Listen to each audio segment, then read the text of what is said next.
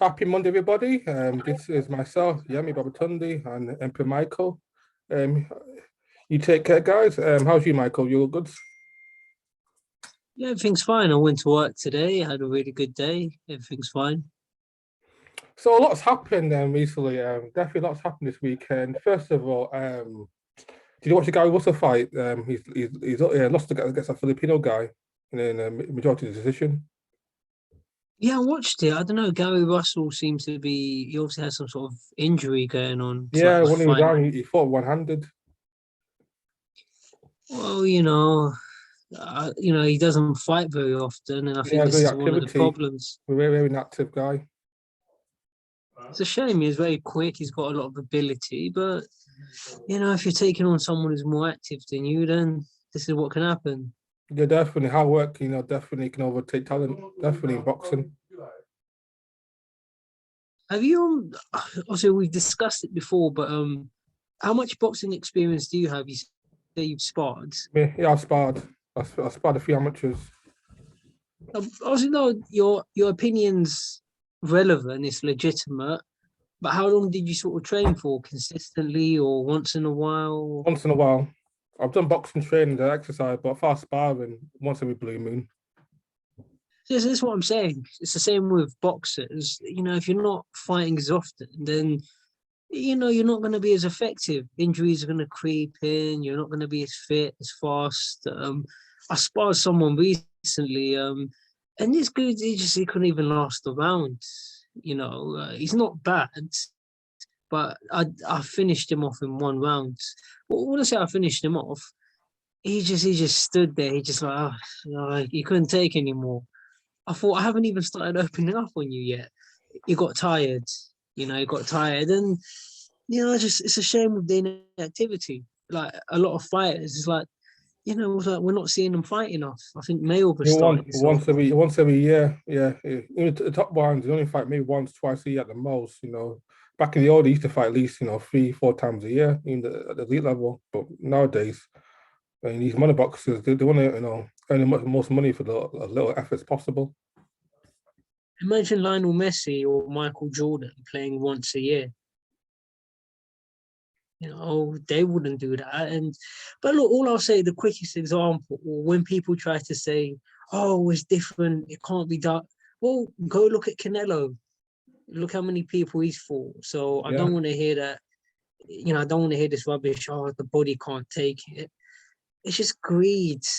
People don't want to get out of bed unless it's for a certain amount, and hopefully that changes. Yeah, absolutely, absolutely.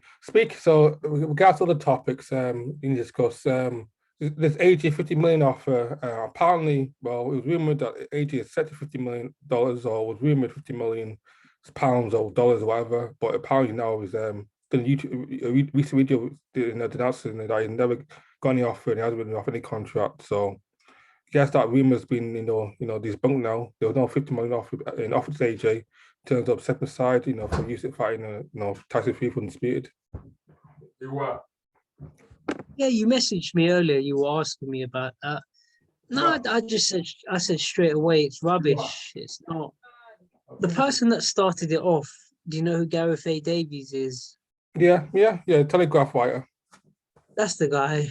I've met him before. He's an arrogant person, and I can get on with him. I'm a very chilled sort of guy, but a lot of these guys in boxing, it's all about clickbait. They're very desperate for views. And obviously, you look at Kugan Cassius. I'm not taking any personal shots at him, but I think you can agree. Kugan Cassius, he calls every single video intense beef.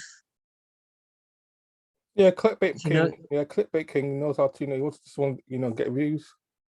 Yeah, so I'm not judging anyone, but that's what it is with a lot of the people in boxing. It's clickbait because the more people click on, the more money they're making, or the more relevant it makes them. So it's just some lies created by Gareth A. Davies. And from a common sense point of view, anyone who's watching this video right now, 15 million is too much. Like, who's going to pay AJ 15 million to step aside? 1 or 2 million, okay, but 15 million. And the thing about the fight, what Fury versus Usyk, yeah, but it's not going to generate that much. Like Usyk's not famous; he can't even talk English. Would you agree? Usyk can walk around the streets of London. Like, not a lot of people would know who he is. Yeah. He's not a mainstream star outside of boxing, 100%. So I'm saying for him to get, I won't go into detail. I don't. We've got other stuff to talk about. But for AJ to be getting 15 million step aside, the fight's not going to generate that much. Fury Usyk. How much did Fury get? Like one of these fights, didn't he get 5 million or something to fight Wilder? So how the hell are you going to afford 15 million to pay off AJ? That's rubbish. I'm surprised people are falling for it. It's not, the fight's not that big. All right, so AJ steps aside, Fury versus Usyk. So if they pay AJ 15 mil, Fury and Usyk are gonna have to fight for free. Like what kind of, it's not 15 mil, 1 mil, 2 mil, but even that, but not 15 mil.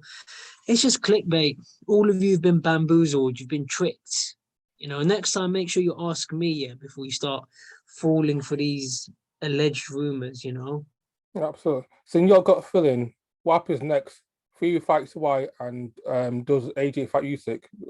What's your gut feeling in terms of what happens now? My best guess, I think AJ fights Usyk because they've been talking about Usyk too much. I just think his ego won't let that go. He's gonna fight Usyk. As for Fury, I don't see Fury fighting Dylan Whyte. Dylan White's not going to change his mind. He wants more money. They're not going to give it to him. So Fury's just going to go find someone else. He's trying to fight Ngannou. Well, that's an easy fight. What, fight someone who's never had a boxing fight? That's an easy fight. Yeah, absolutely. So I can see that fight happening at some point. And obviously, same from Ngannou's point of view, he knows he's not going to beat these guys. He knows it, but it's too much money to turn down. That's how they're looking at it. Who do I think Fury fights next? It's just going to be someone like I don't know, Elenius or Andy Ruiz, someone like that. Yeah, I did Cabiel. Yeah, there you go, someone like that. But he's not. I don't see him fighting Dylan Whyte because Dylan White's not going to change his mind. He wants more money. Okay. We shall see. So apparently Wednesday, I think is it Wednesday? When these purse bids? Is it going to be Wednesday? The actual announcement of what's happened regarding these purse bids. It's been delayed already twice. It's been getting boring. I'm starting to lose interest in following, but I think it's supposed to be happening this week. Or it might get delayed again. I think Wednesday meant to be a part because my chat with Love Boxing TV and those guys told me Wednesday meant to be the announcement of whether the 80-20 is definitely going to be go ahead or not. So hopefully this week we'll find out the outcome and the first bids. We shall see. Okay. So in terms of what else there's not so many stuff to go. Ollie Harrison, our favorite Olympian, Ollie Harrison. What do you think of those tweets on Twitter? Carl Froch, could Carl Froch, betraying? Is it what do you say, Carl Froch? You needed me to help you with your psyche, and I recommend you do this. And this is how you treat me, And then they went after Frank Warren, for trying to blacklist him, back in the day. So what do you think of all the Harrison comments, Froch and that, Carl Froch? Now you've got me excited. You've got my blood pumping now. So I was just about to say Audley when you said what's next. Audley, so all these tweets, they just came out of nowhere. He's attacking Fish Eyes, he's attacking Froch. So to the best of my knowledge, I don't know a lot about the situation with Carl Froch. I've met Carl Froch before, and I say Carl Froch is a very awkward person. He's not the easiest person to get on with. He's not likable. He's not as bad as DeGale or Mayweather. Like when I met them guys, those guys were rude.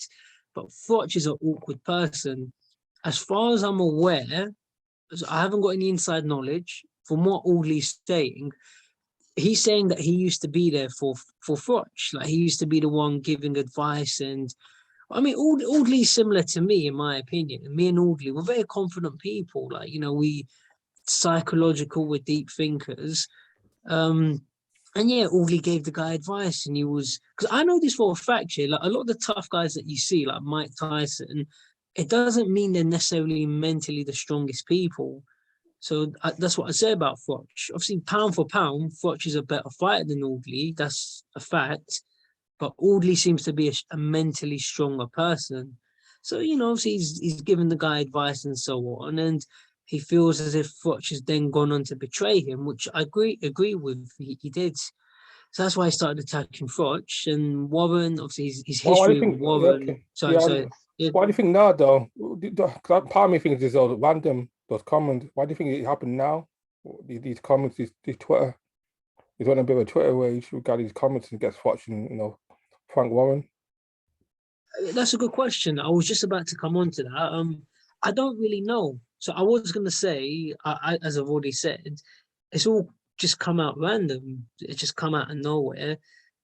Obviously, I don't really know what's caused it. I don't know if someone said something to Audley, or maybe today's the day he just woke up and decided, you know what, I wanna expose these people, get my revenge, or maybe he's planning to come to the UK. I really don't think he wants to fight. But I'm surprised. See, I'm surprised people don't get this. Audley's a very clever guy. He's a great businessman, and whatever you say, I don't care what people say. If you're objective, to do what he did and get a BBC deal, and plus he was on Celebrity Big Brother, wasn't he?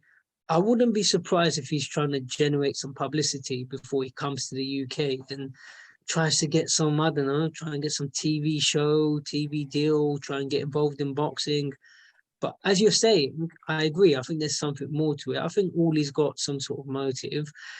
But as he's right, you're entitled to say what you want to say. And it's the same with me. If anybody's ever got anything to say about me, it's like some of these keyboard warriors on my videos. Like they think I take offense to things. I don't. If you've got anything to say about me, good or bad, you're entitled to your opinion.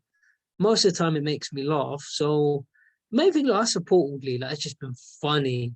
And also I don't get on with Frank Fisher. So anybody who's got a problem with Fisher is someone, what's the old saying? Any enemy of my enemy is my friend. Yeah. So as far as I'm concerned, me and Audley Harrison are friends. So what's regarding Fisher? I think that's about sorry, Frank Warren. I'm sorry, Frank Warren, not Fisher, Frank Warren. What happened with him? So he left him. Then Edwards left him. Okay. So why did Troy Williams left him as well? What was the reason behind him leaving? Queensbury. I saw the video, I saw the tweets. What Troy Williamson said was, he said fish eyes didn't believe in me, and he didn't even bother putting the purse bids in for the Ted Cheeseman fight. And he felt, he's not didn't really believe in me. He's not doing his job. Can't really, and obviously it's the same with a lot of them. And I'll be objective. So I'm a very calm guy. I'm very chilled. No matter what I think of you, I'll be objective. All right, Frank, I'll be nice. Frank, in his prime, he was a great promoter 60 years ago. When he was a young man, it's about 60, 70 years ago, he was a young man. But these days, obviously, he's of a certain age. And when you get to that age, listen, I've got family members that have died of old age. And I'm sure, you're not going to have like your grandma, your grandfather, they're not going to have the same energy. So I'm not going to take any shots at Frank. I just at that age, it's going to be difficult to Yeah, I said this maintain what he before. wants. Frank Warren and Bob Aaron are just old dinosaurs in a new game.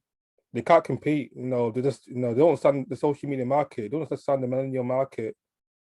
Back in the old day when younger, they understood it, but now they're just too old. Not being oldest. I'm not trying to be sorry No, no, for my no, no. senior citizens. I'm just being honest. Frank Warren and Bob Aaron don't understand how the social media market work. They may understand how the boxing, but they don't understand how social media, and therefore they don't understand how to create mainstream star that appeal to the casual boxing market. Eddie Hearn does. That's why Eddie's on top of the boxing market, because Eddie Hearn is a much younger guy, understands how the social media, person operates, or understands how the casual boxing fan of today operates. Whereas Yeah. Frank and Bob Aaron don't. Simple as. No, look, and I'll be objective. I will not take any personal shots. But see, Frank and Bob, they're thinking about the past. And back then, I remember when I was in secondary school. So when I did my GCSEs 2007, but back then there was no social media, Facebook, Twitter, none of that stuff. You know, well, I can't remember when it first started, but even if it was around, it was not what it is now. Yeah, So social obviously media's been back, around for like 10, 15 years now, about 15 years since the days okay, of so MySpace. it wasn't around when I was in school, and I'm 31. So, and if you go back even further, Frank was successful during the 80s, the 90s with Early Nassim Habib. 2000s. So obviously back then there is no social media. So a lot of these guys like Colin Hart and Gareth A. Davies, you had to rely on them. But now that we've got Twitter and WhatsApp, if you take young people, if you not even young people, anybody from sort of age 10 to 40, yeah, you're gonna go on your phone. You're not gonna go buy the newspaper. You're not gonna if you it's like Coogan, yeah. And I'm not gonna say anything negative. That's why he says intense beef. Because if you say intense beef, AJ versus Usyk are squaring off, not me, but a lot of people are gonna click onto that. A lot of people. So this is what I'm trying to say about Frank and Bob. You're not embracing the cult. And if you remember the way Bob was talking about that guy, you remember Mike, what was his name? The one Bob Arum started swearing. Yes. Yeah, but you can't be doing that. I know people find it funny, but like you can't. That's a human being. Like that's another person. You're not using politically correct language. I think And back it's in like the old imagine. days, especially with Frank in the early days of Boxing Nation, Frank wasn't the best. Wasn't keen on IFL TV. Wasn't. I don't think he even liked Coogan, James Todd at No, one point. I know this for a fact because I was there. He used to give people like me and Coogan a hard time. Did he call Because you as like? I Did say, he take you seriously? Did he say you still a boxing journalist? Like you're not a proper boxing journalist unless you're working for like the Telegraph or Guardian. You're not considered a legit boxing journalist. You're just people running people with cameras on a smartphone. How have oh things yeah, changed now? no, they used to look down on us, Yeah. and he's threatened to sue me before. He's threatened to sue Coogan before. And yeah, but that's what I'm saying. They're not willing to embrace the change. So you're not going to be able to compete with the likes of an Eddie Hearn because the way Bob Arum was talking to that guy, yeah, but that's a human being. Like, it's like you're for you to lose your temper like that. People are going to watch that and they're gonna say, like, forget boxing fans, because boxing fans, you just sat at home, you're not really important. I don't mean to be rude. If you're talking about business people, they're gonna look at Bob and say, we can't work with this guy. You know what I mean? Because like, if you for you to behave the way you did kicking off like that, like, listen, anything could have happened in that situation. Then you told the guy to take him out of the press conference. Yeah, but what if he said no? What if he dug his heels in? So what's going to happen now? You're going to assault. This is what I'm saying. Eddie Hearn will never happen with Eddie Hearn. There's been situations where Eddie Hearn said no to me and he's denied me certain things, but he does it with charm. So I don't have a problem with him. If Bob Arum did that to me, you can best believe I'll bear a grudge. And it's like you can't just keep. And this, I don't mean to go off point, but this is the problem with Frank and Bob. If you keep falling out with people, sooner or later there's going to be too many people you've fallen out with, and Yeah. now they're going to have the power to get you back, and that's what's happening Yeah. to them. Yeah. Because That's what's happening with these fights. So these go. YouTubers are part of the boxing modern day boxing, IFL TV, boxing social, Ghana clubs. These are part of the boxing culture. The casual boxing fan gets their news from these boxing channels. The boxing fan nowadays don't care about the Guardian, the Telegraph. They go on social media, they go on Facebook, they go on Twitter, go on Instagram to get the boxing news. So you kicking these boxing YouTubers out doesn't help your promotion of your event. Your event, Yeah, it's going to generate thousands of views or millions of views on YouTube, and you need these YouTubers to promote your event. Without these YouTubers, you're not going to get very far in terms of promoting your fight. These newspapers don't really. These newspapers really care about football, rugby, tennis, boxing. How often do you see boxing on the front? On the Sunday Mirror, the Mirror, all the times. Very rarely. Maybe when AJ fights or Tyson Fury fight, you might see it, but no, very rarely not do you even see it. then. Yeah, So these YouTubers are promoting your fight. So these YouTubers are your bread and butter to help you get your event, to the casual boxing fan. yeah, but look, I've got no. I'm objective when I talk about these people, but that's the thing. You're not in the league of Eddie Hearn, and it's like you're not willing to accept the truth. You're not willing to just. The guy's like less than half your age. Like there's no shame. Like, what can I compare it to? Ahara Davies, once upon a time, I used to be able to spar him, no holding back. But that was like 2008, 2009.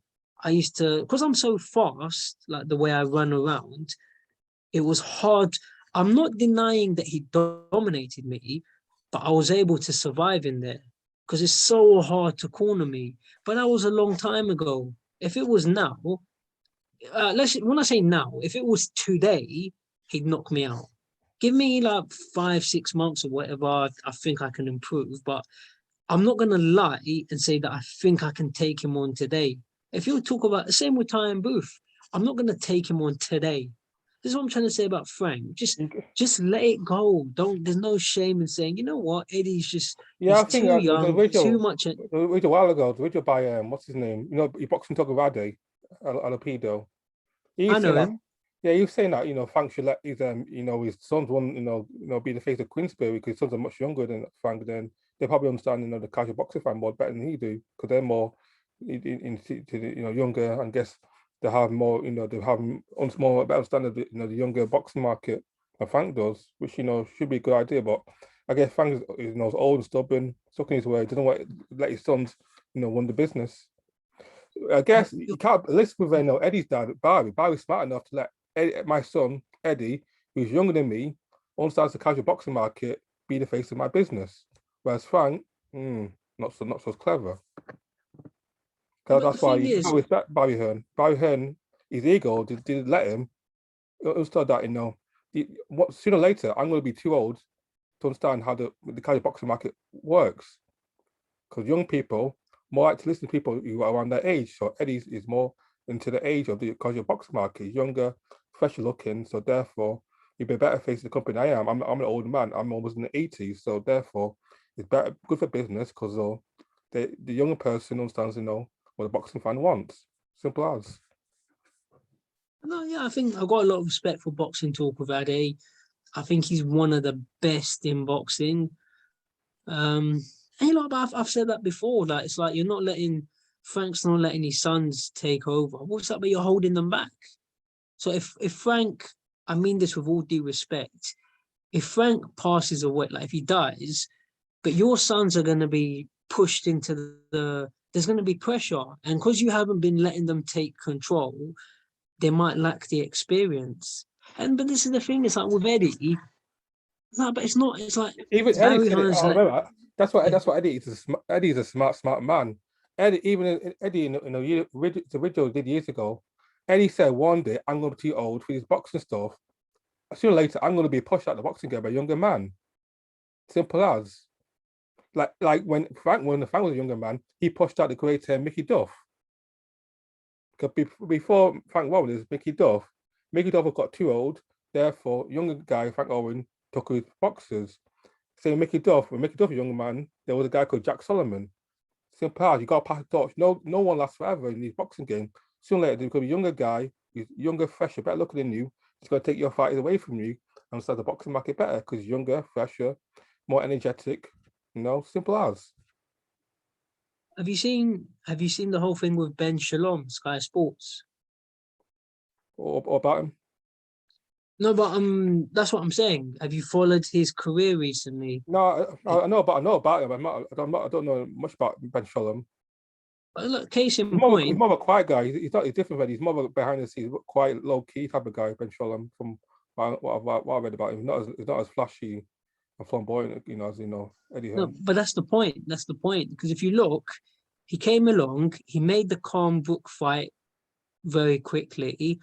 And also, if you notice, he had Tyson Fury. Tyson Fury came to one of his shows and he sat down with him.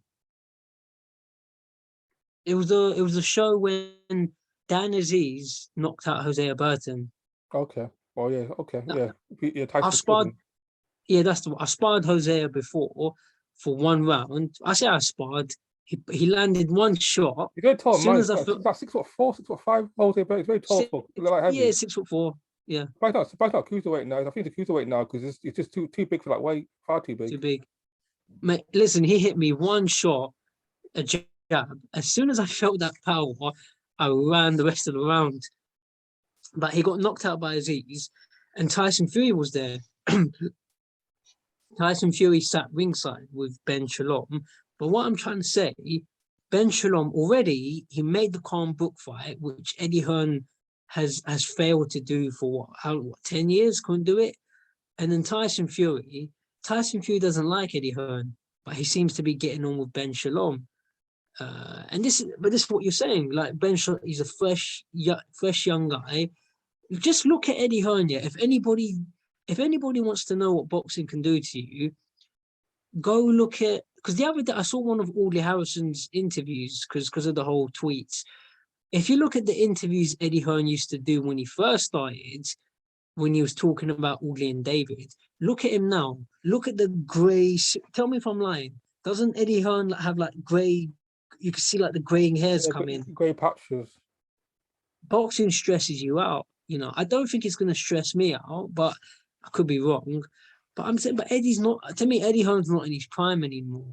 He's not. Like he's not. It's like you see him getting upset by things. You see him, but he said it himself. I don't want to come up with theories. I think Eddie Hearn will leave boxing once AJ retires or loses. I think AJ Hearn will maybe quit boxing and go to. I think Eddie, because Eddie even said he wants to do production now. He wants to do music concert promotion. He wants to be like what's the name does what's the guy who previously Al Heyman, because Al Heyman is a boxer, is like a music promoter, like a music manager. Well, that's what Eddie wants to do. So like I said, I think Eddie might leave boxing if AJ loses or retires. I think no. I think Eddie will leave and do something else. I don't think Eddie will be here long term. 5 years max. I think Eddie will leave boxing. Unlike Frank, I think Eddie wants to do other things in the boxing. Definitely wants to do other things in the boxing. I was just about to say that. I've seen 1 or 2 interviews. I'm not gonna lie. I don't watch Kugan Cassius videos. I don't watch if he interviews boxers, I don't really bother watching it. But I do admit, I don't like to lie. When Kugan does those long Eddie Hearn interviews, I watch it. Because there's just too much juicy information. And you keep hearing Eddie Hearn, he mentions it every now and then. Oh yeah, I want to retire. I don't want to get to my dad's age and still be doing this. So, but anyway, we've covered it. But you just need to know when to walk away from boxing. It's reach a point when you're dealing with guys that are so much younger than you. I'll give you a quick example. I'm not making this up here, but last week I was working in Canary Wharf for 1 week.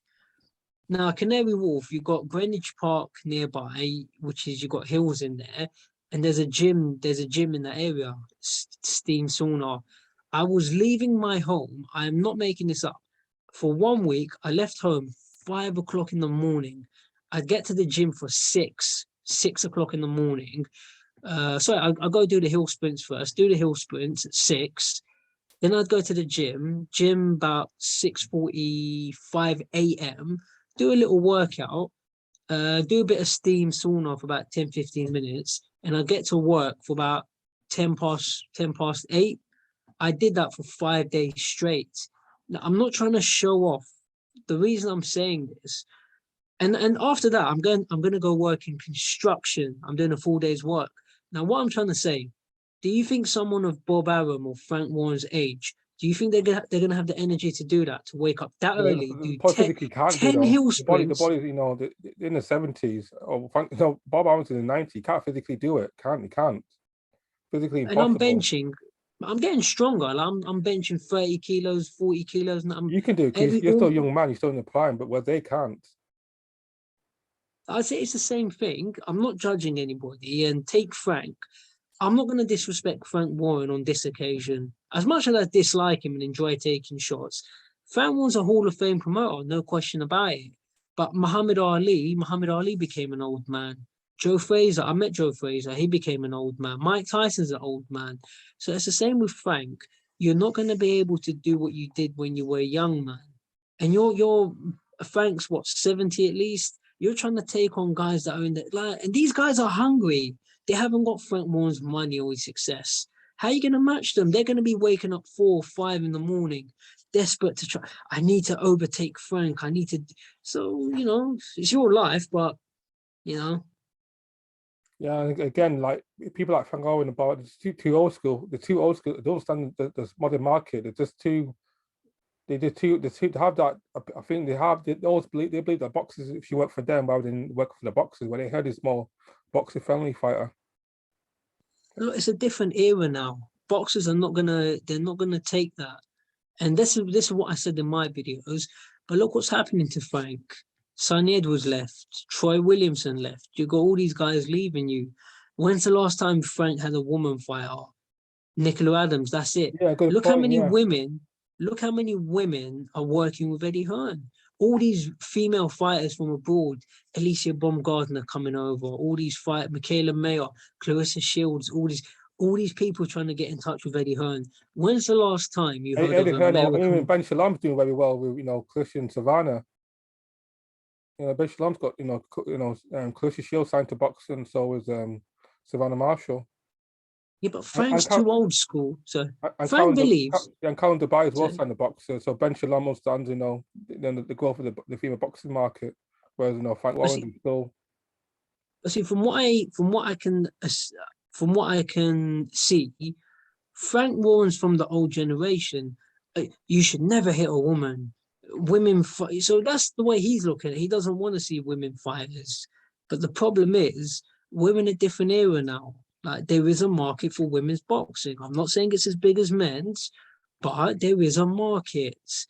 And if you're not willing to embrace that, like look how big Ronda Rousey was. Yeah. Ronda Rousey was bigger than most male champions, And in the Ronda end, Rousey once was she the lost, second biggest star in MMA at the time, second to Conor McGregor.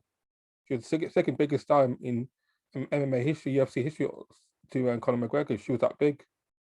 so that's what I'm saying. There is a market. And Frank, I'm being polite. I'm not going to take any shots. Frank's coming from that generation. Yeah, a real man should never hit a woman and women can't fight. Look, maybe in the 1940s, yeah, Yeah, maybe women back should be then, housewives. Women should be wear the aprons and bake cookers in the kitchen, and men do the hard labor. That's the old school thing. but that was a different standard. Yeah. And anybody who thinks women can't fight, obviously you haven't been in the ring with women. I mean, I'd say Savannah Marshall. Savannah Marshall knocked a lot of men out. Yeah. So I'm not, and I forget Savannah Marshall. I know fully well. I think most men will agree. Like you're not going to beat Ronda Rousey in a street fight. You're not going to beat. If she can pick Triple H up and smash him through a table, all she's got to do is just get you in some little armbar or whatever. Yeah. So that's what I'm trying to say. There's a market there for it. So we're in a different era now. Women are doing their thing. I'm not saying it's as big as men's. It's not. It's never going to be as big as men's boxing, but there's a place for it. And if you're not willing to embrace women's boxing, you're just damaging your business. The funny I'll thing make is, I'll make a quick point. But this, as I've already said though, all these women keep trying to contact Eddie. I've seen it. Sandy Ryan, American fighters, Eddie Hearn, we need to get on your shows. You never see them do that with Frank. So this is what Frank doesn't seem to be getting. Like his name's just going dead right now. the But funny listen, thing is though, I know you're very anti Frank Warren. The funny thing is, I actually thought I kept thinking myself that Frank is a survivor. He'll get it one day. He'll be back to number one. Back in 2008 when well, what's his name? When Fury left Mick Hennessy to join Warren, and he had Carl Font. He had that resurgence in Queensbury. We had Tyson Fury, had Carl Font, and Josh Warrington, the whole Howard Davis. I thought Frank was coming back into having a big comeback, but then again, eventually his fighter left him, and he went to top rank and so on. Some retired now, and I just don't think Frank Warren will ever get it or ever become number one again. I just think it's always going to be either Eddie or Ben Shalom that's going to be the king of British boxing, because Frank Warren doesn't understand how like you said, the social media market works. He's just an old dinosaur, in a young man's game. No, but I'll say quickly, I feel that I've been objective. I haven't said anything bad about Frank in this video. Again, I'm a very chill guy. I can take my personal feelings out of it. And what I'm saying about Frank and Bob, and even Al Heyman, I won't say they're dinosaurs. It's not the fact, because it's a bit of a vague statement. As I say, you're not accepting the reality of modern life. people go on their phones. IFL behind the gloves. We don't buy newspaper. I don't buy I newspapers. don't buy I any love either. I love reading books, but the only papers I'll read, you're gonna have to give it to me for free. Metro, Evening Stand. I'm not buying. And then when you open the Metro in the evening, there's very little boxing content. If you know who Colin Hart is, I saw Colin Hart. Where was it that I saw here? I saw him not that long ago. I saw him at one of these press conferences. Listen, the guy is ancient. You see him getting up slowly, Yeah. walking around slowly. So what I'm saying, I've got no personal issue with Colin Hart, but I'm not really interested. I don't care what some old man has to say. I'm not being rude, but I'd rather, if you're talking about Eddie Hearn interview, I'd rather watch the Coogan interview with Eddie because I can see Eddie talking. I don't want Colin Hart saying, I interviewed Eddie. Eddie said this, blah, blah, blah, blah, blah. No, no, no, no, no, no. I'd rather see the video.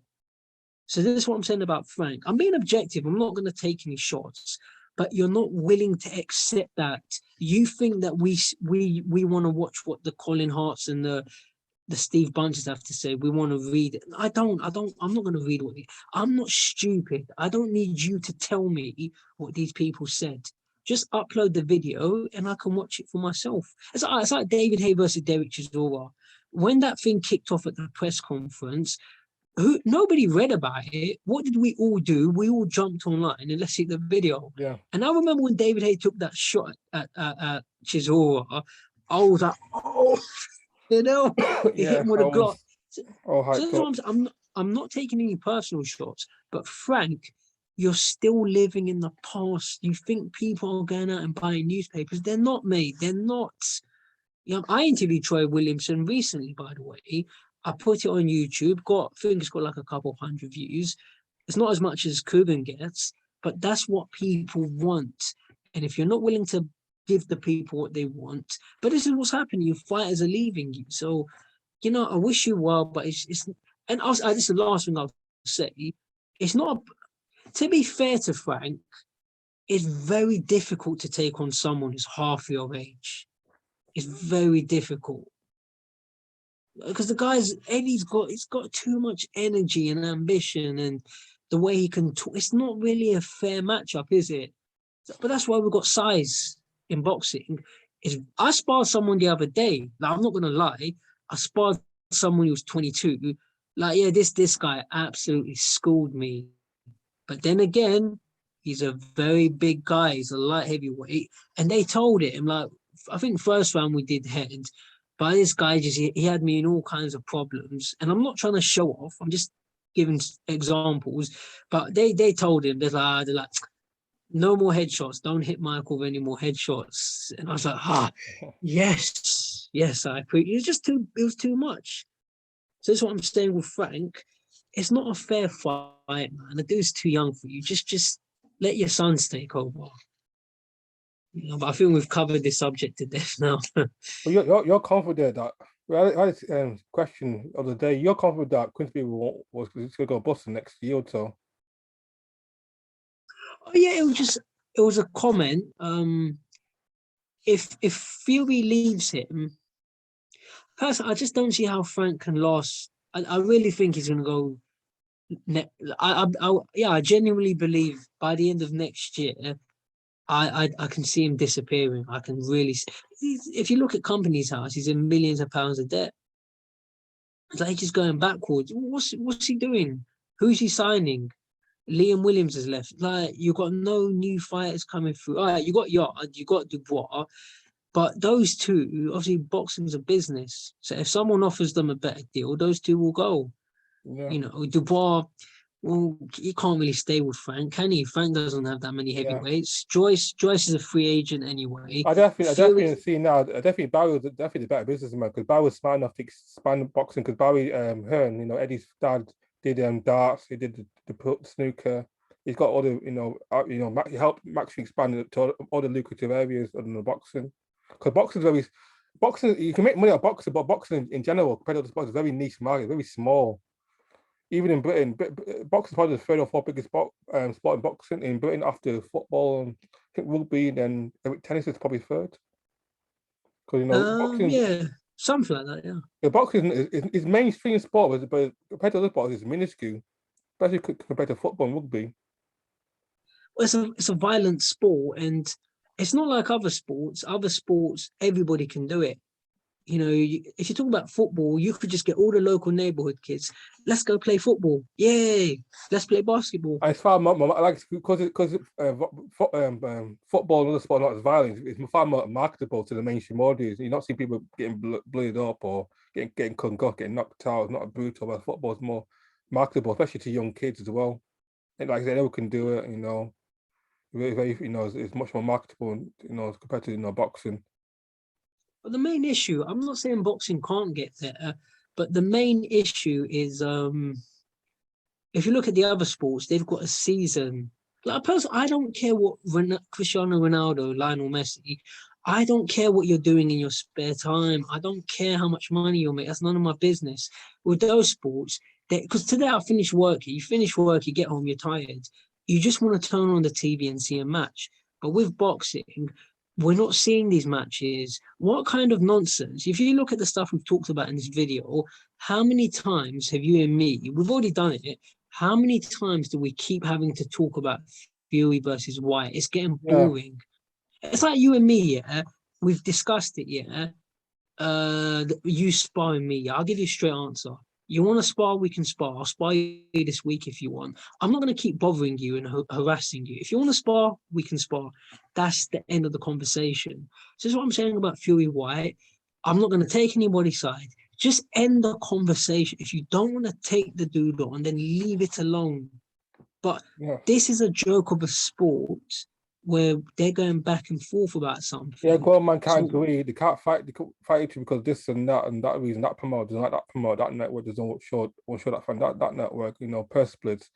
Every excuse in the box. These grown men can't, agree. That's why we keep getting these mediocre opposition. These elite fighters fighting these mediocre opposition because they don't want to fight the best because of so and so reason. There's just a lot of nonsense in the modern day boxing. That's why boxing is not as big as it used to be because they're fighting the best. I rarely seen a good fighter, elite fighter fighting an elite fighter. So it's very rare nowadays, And that's the thing, you're not seeing momentum. Like the other day, Arsenal play all the time. Chelsea, Man, these guys are playing. But in boxing, it's like these dudes are hardly. We've seen Fury fight the same guy, but I want to see Fury versus Whyte. I want to see Fury versus it. But we're not seeing these contests happen. So this is what. And again, because of that, we're going to see Fury fight mediocre opposition. We'll fight Fury fight Robert Killernius. Who do we care about? Robert, No, I don't want to see. KBL. We know Fury is the best heavyweight in the world. You want to see Fury gets AJ, if he gets UC, if he gets Whyte. Want to see Fury test himself. See, those are the only names I want to see Fury fight.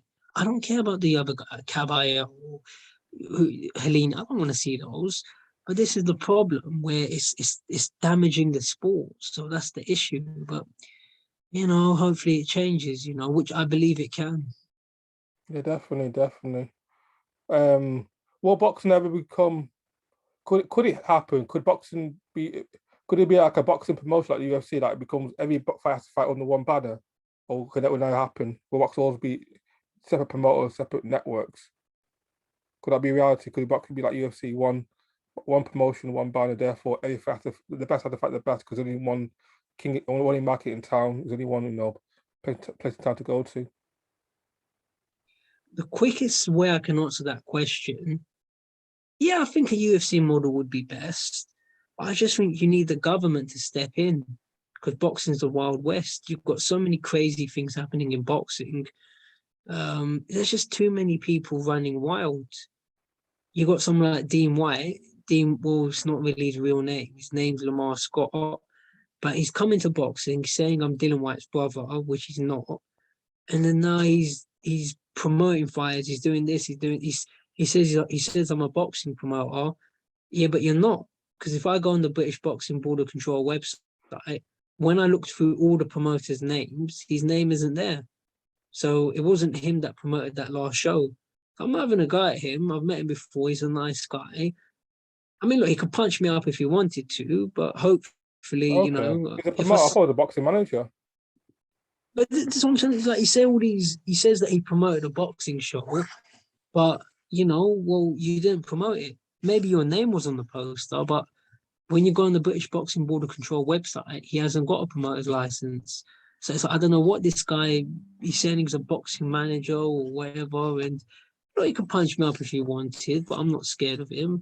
But that's just one example. Like, you've got all these other dodgy people around in the sport, and it's confusing. I don't want to talk in detail, but what I'm saying, it takes the government to keep all this under control. Okay, I'll give you a quick example. It's like someone like Ben Davidson. That's a good example because you've just blagged your way into boxing. I don't mind Ben Davidson, and I'm talking objectively. I'm not going to take any shots at anyone, but for you to come into boxing and say all these other trainers are lazy, that mate, you had you okay. If you gave me Josh Taylor, I could train him because like 95% of the work's already done. So that when you're coming and you're saying all the other trainers are lazy, yeah, but you're not. You're taking guys that are already at a certain level. So you're talking Yeah, rubbish. he had Fury. You really had elite fight like Fury is already made. Had Taylor already made. It's really got Billy Joe Sonnen's already made. He's really got elite talent. Given to him.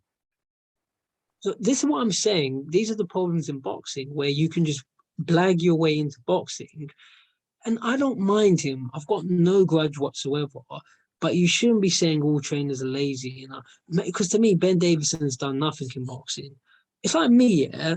I've done nothing in boxing. I blagged my way into sparring Kell Brook.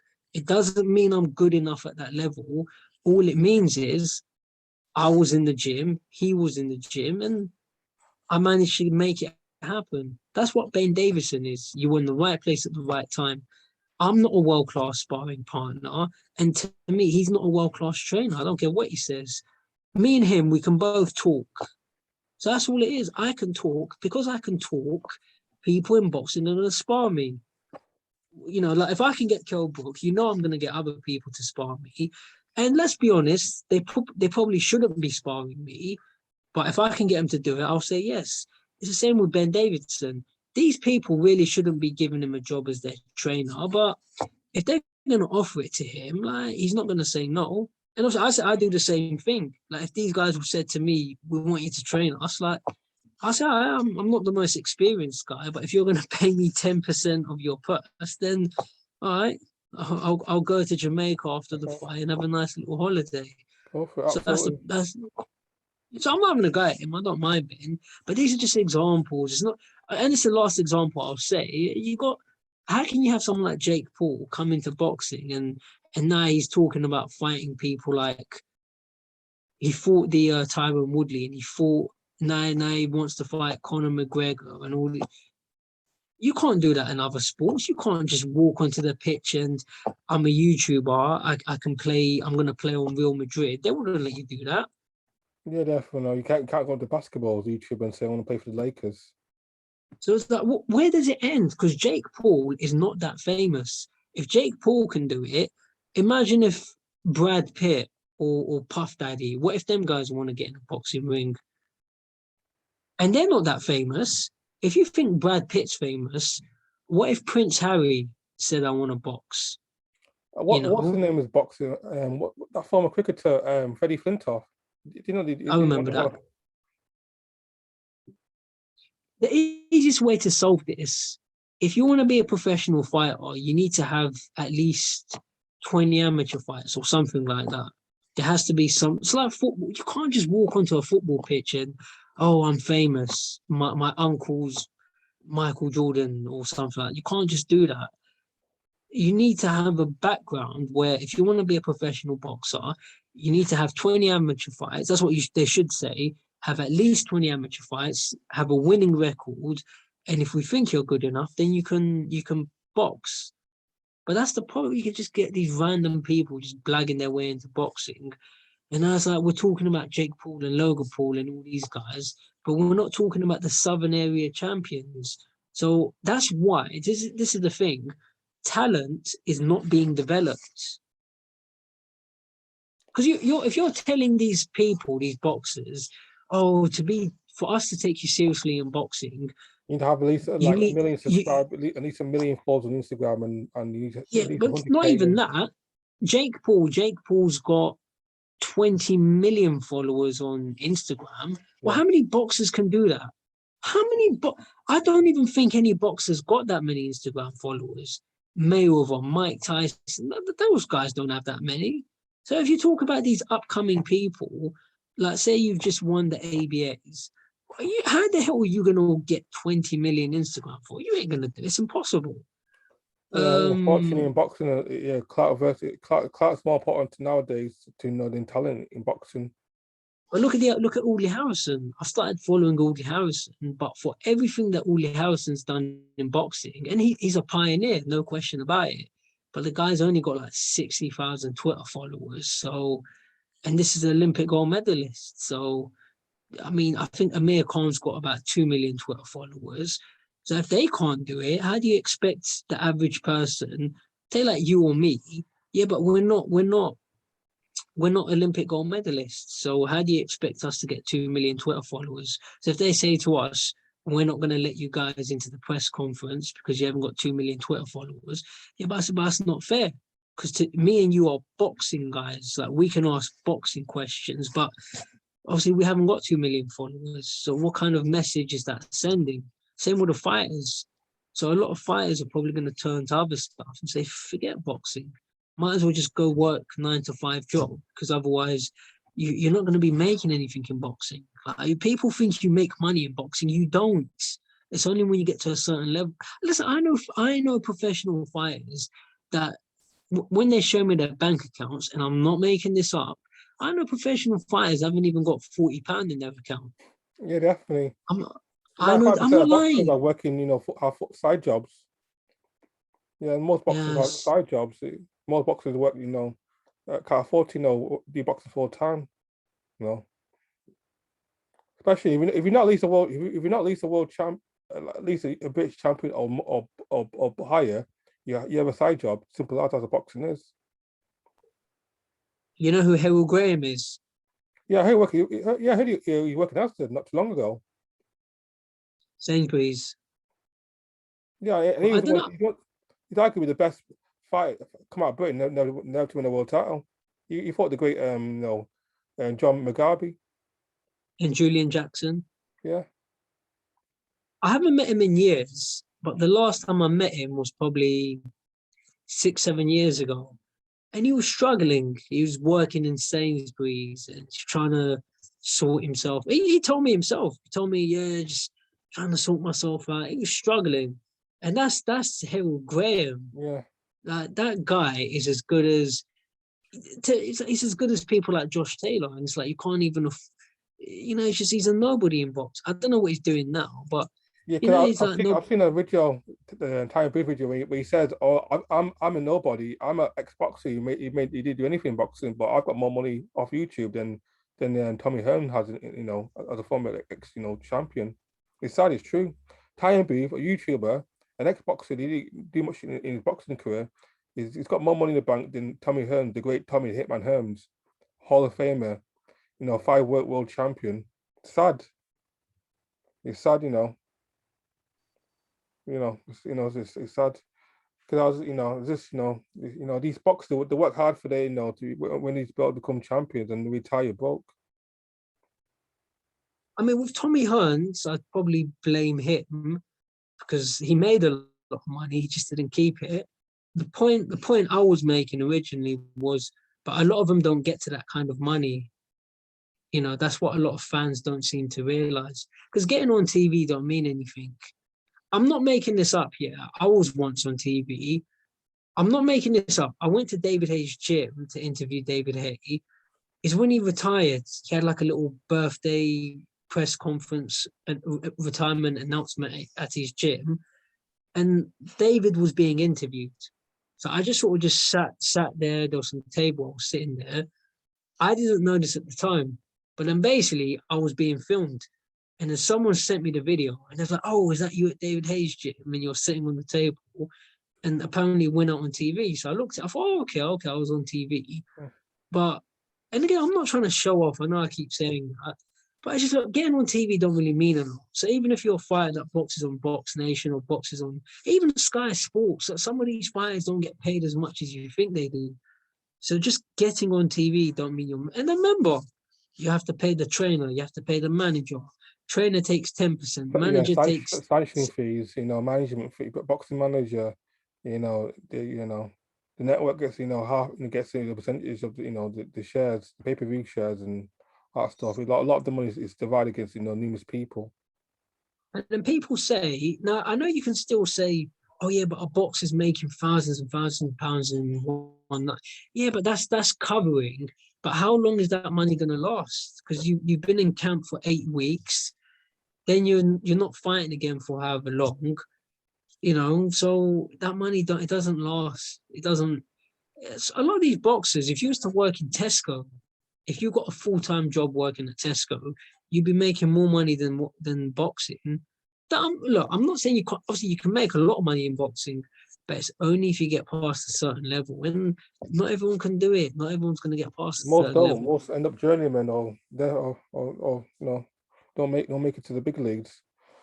This is another topic I want to discuss with you. I've done this video before by myself, but I wanted your opinion about the deficit between British box and American box in terms of money management and retirement.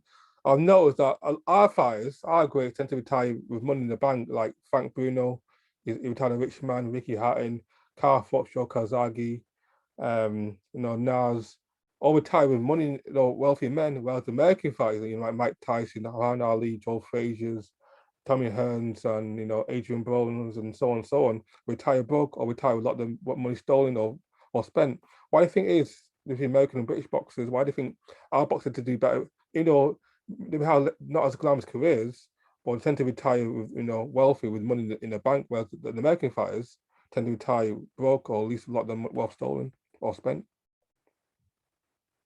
Well, it won't be such a long answer, but well, Don America's a King, different Don culture. King. So yeah, but it's a different culture, isn't it? It's much more consumer driven. Like when I was in America, I've been there twice. No, yeah, I think the last time I went there was 2019. That's the third time I've been there. But if you go to LA, if you walk around Hollywood, if you Hollywood Boulevard and what's the name of it? But if you walk around LA, it's so much more consumer driven. There's so much more.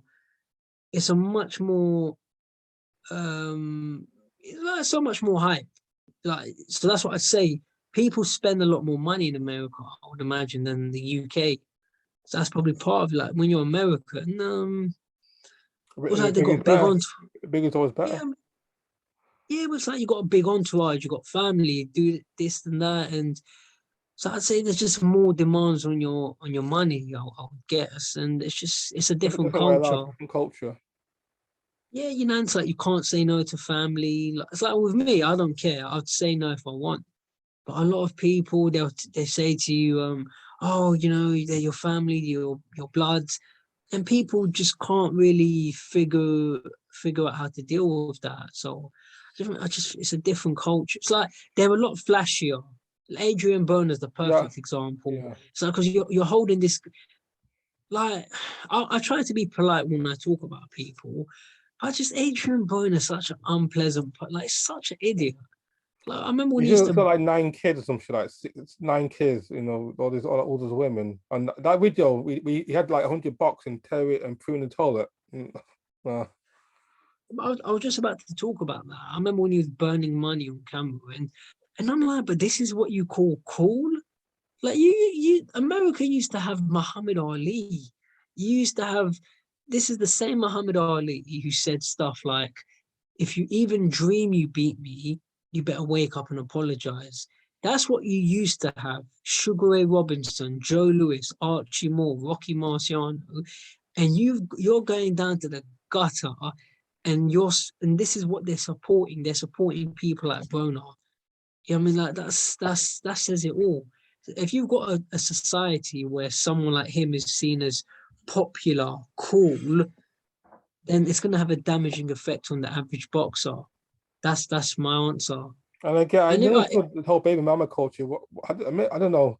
like him and Roddy Holyfield. Roddy Holyfield, the reason why Holyfield went broke, he had like 11 kids with like 10 different women.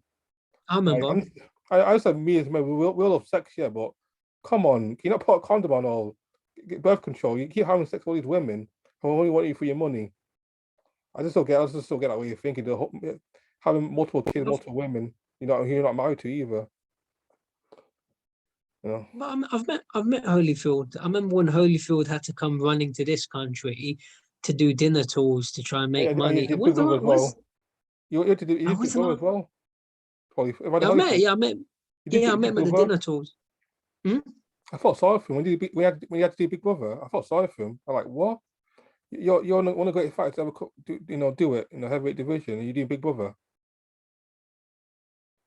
No, I don't even feel sorry for him because I met him around that time. I don't even feel sorry for him because these guys, they're doing it to themselves. You're putting yourself in that situation. You say you're a Christian, but then you're going off and you haven't got 11 wives. So that means you're committing adultery. So I don't, as a man, or to me, I treat women the same way I treat men. So I'm not even going to say as a man, as an adult, you need to be responsible for the choices that you make. Yes. So I don't even feel sorry for him. It's like you're going around sleeping with all these women, but then you're trying to tell us all this stuff about Jesus Christ and this and like, come on, who do you think you're fooling? So Absolutely. like, You don't you have all have those, discipline. Big discipline. but You you don't have have all those control over your female. kids. And America, like if you look at America, Jerry Springer show, Maury, what's the name? Maury Povich. Yeah. You are not the father. That country is like you're talking about a country where they've got the most pressure on fathers, child support. Like, who was it that said this? Was it Eddie Griffin or someone said this? No, Earthquake, the comedian. He said the reason they couldn't find Osama bin Laden is they sent the wrong people. They sent the Navy SEALs and they sent the wrong people. If you want to find Osama bin Laden, send child support. They'll find him. So Yeah. to me, and that's what I mean. Like that's what I understand by that. Child support are going to track you down. So it's like if you're going to be dumb enough to have 10, 11 children, I wouldn't do it because I'd say to myself, I can't handle that kind of financial pressure. But if you're going to make those mistakes, you got to be held responsible. So your question was why are boxers broke? But look at the UK. You don't see people acting like that. Tyson Fury, Anthony Joshua, Frank Bruno, Nassim Hamed. Nassim Hamed's done financially well. Calzaghe financially well.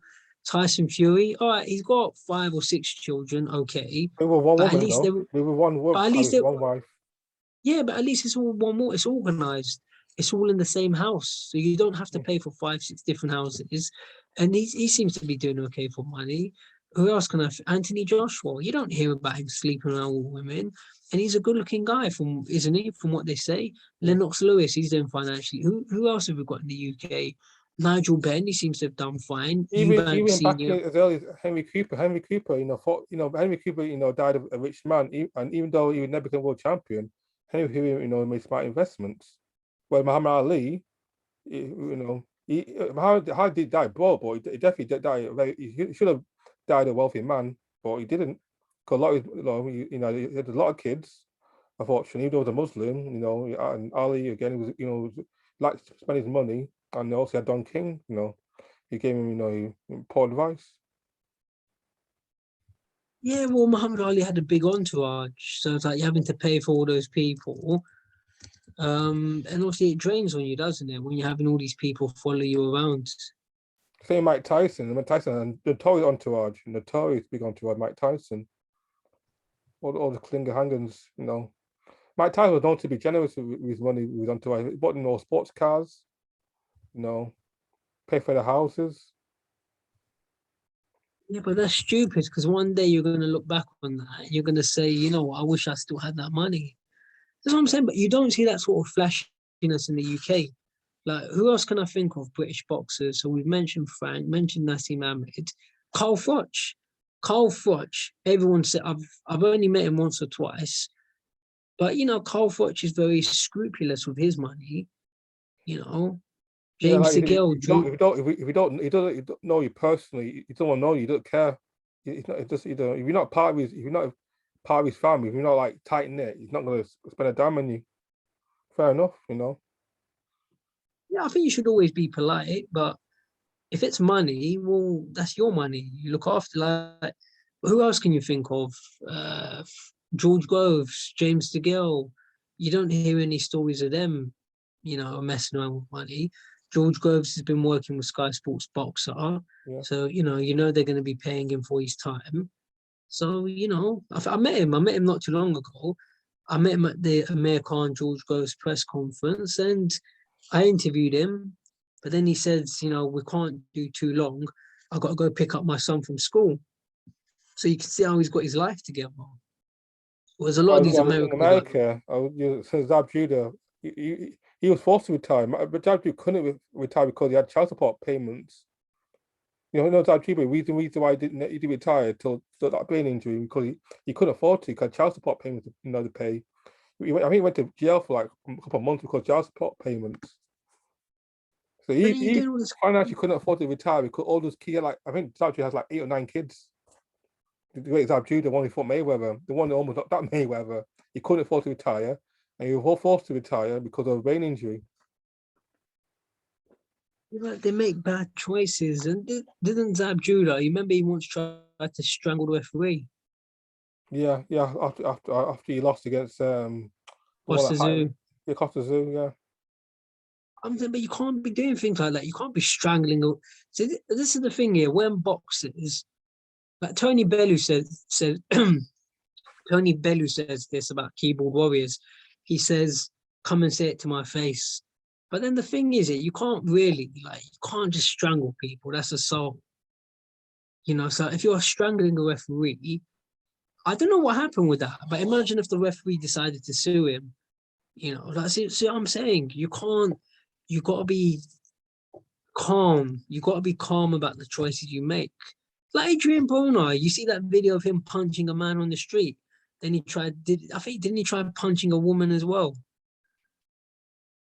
I'm not sure. I've seen the I've seen the video. But I'm saying, look, it's not they get themselves involved in all these different situations. Obviously, we've talked about Mike Tyson, the amount of stuff Tyson's done outside the ring. And I love Mike Tyson, but the problem is it's that culture where a lot of them, like, you're not in control of your emotions, and that's going to get you into trouble. I mean, I've always liked Lennox. Lennox is he's very similar to calm. me. Yeah, definitely very calm. Yeah, but you've got to be calm because you can't go around doing what you want because people are going to react. You're going to get yourself in Especially when you're rich and famous, people are going to use you to exploit you to their advantage. It's like me, like you though, yeah. Like, well, I mean, you tell me, like, if Mike Tyson came up to you and did something, what, you wouldn't try to get revenge? You wouldn't try and go to the police and the courts? If I had interior motives, yeah, possibly I could exploit Mike for my own financial gain, but I'm not like that. For me personally, I wouldn't, but other people definitely would. No, say you felt he took a liberty with you. Say he slapped you in broad day. I don't know. Say he knocked out a tooth or something. Say Yeah, you for no caught him on reason, a unprovoked reaction, definitely for no reason. Yeah, I'll definitely take action. yeah. If you just caught him on a bad, but I don't say. I apologize. I don't mean to say Mike, but any of them, James Tony, Zab Judah, Adrian Bonar, like if any of those guys took a liberty with you, or you probably want to get the law involved. I would. Yeah, I mean, like, I'm not, like, I'm a nice guy, I'm a brave guy, but look, I'm not walking around trying to say I can take on boxers today. I think I can take on people who don't really box, like people like you. I'll give it a go, but like, I'm not trying to get into a confrontation with James Tony. If James Tony tried anything, like, if you knock me out in broad daylight, yeah, all right, you can knock me out, James Tony, but you're gonna regret knocking me out. 'Cause I'll take you to court and all the rest of it. I'm not trying to take on a former heavyweight champion of the world. Like, Shakur Stevenson. Yeah. You ever see the video of him trying to punch a woman what was it? It was like a gas station. No, it's not original. I've seen it. First, he was getting into a fight with the boyfriend. Then the woman came and he tried punching a woman. I'll find the video. I'll send it to you. I've seen it on YouTube. But I mean, that's Shakur Stevens. Like, you're an Olympic gold medalist. You can't go around hitting civilians. Yes, I guess the culture we live in a more reckless, carefree culture. You know, you just want to, you know.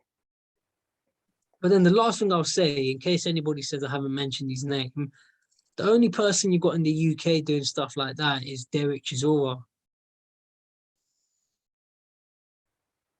Yeah, You know, are. apart from Chisora, you don't really see the British guys doing it.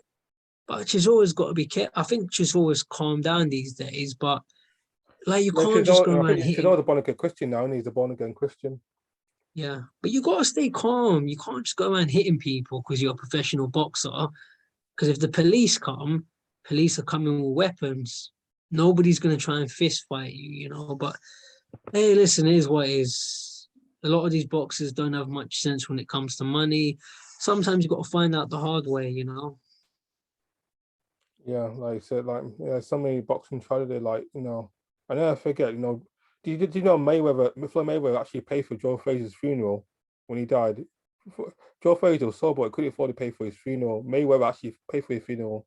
That, you know, one of the greatest, you know, boxers to ever, you know, especially great heavyweights, the one who, you know, one of the three men to defeat Muhammad Ali, couldn't afford to pay for his own funeral, whereas, you know, Mayweather did. I remember that. But look, I know I don't. I'll keep it very short. But then a lot of these guys, they're not.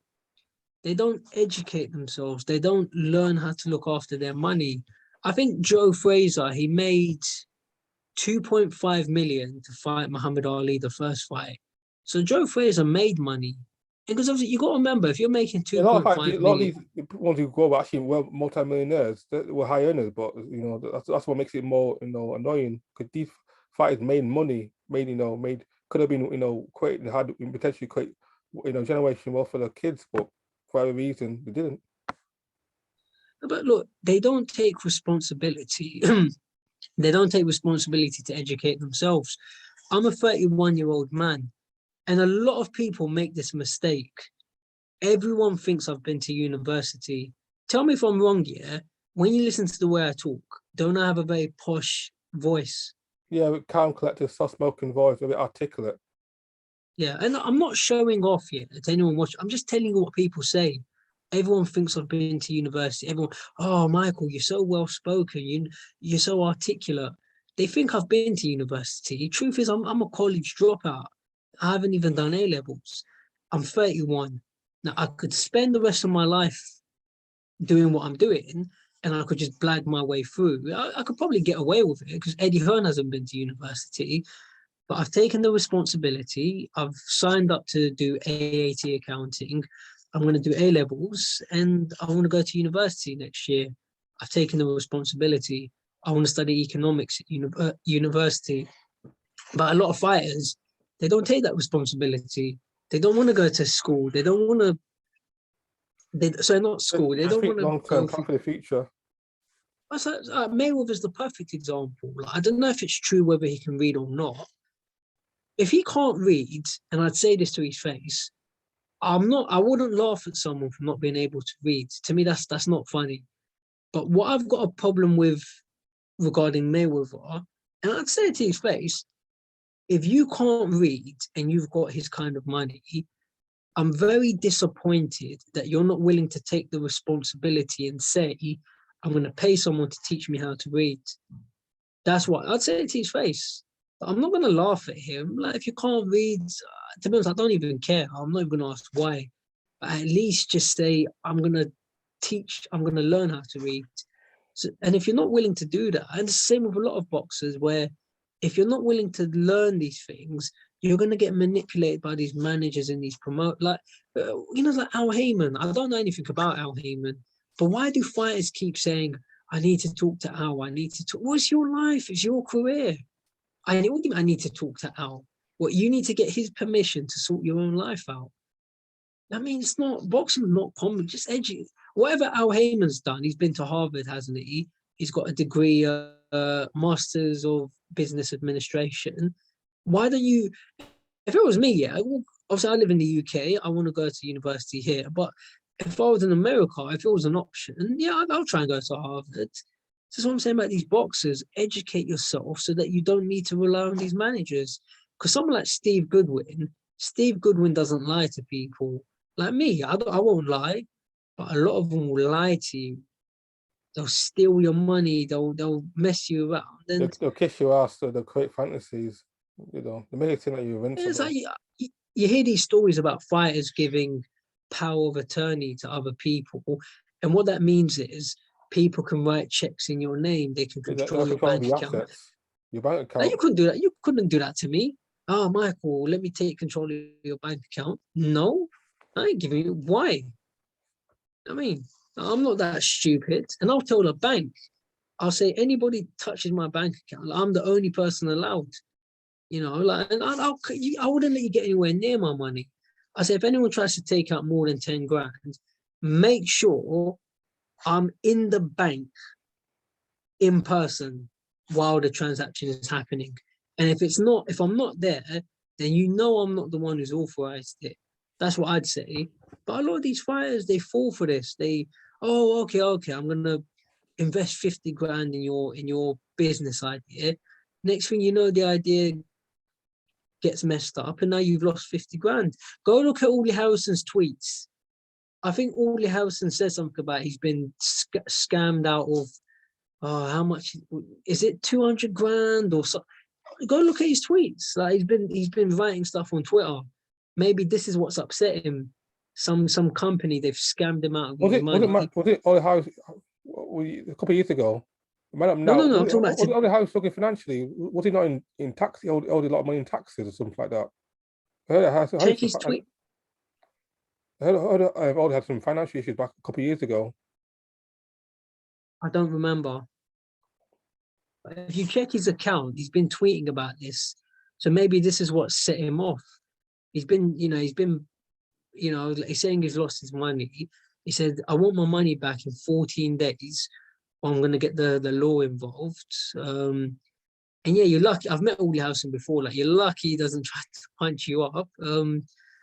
So this is what I'm saying. It's like, now you've been manipulated out of your money, but So what's what's happened to him? 100 grand is off for what? So 100 grand to be done off him for what? Let me go on Twitter. He basically said that he was told to invest money, him and some other celebrities. He thought that it's a legitimate Is it one of those cryptocurrency scams? Something like, I'm on Twitter now, or let me see.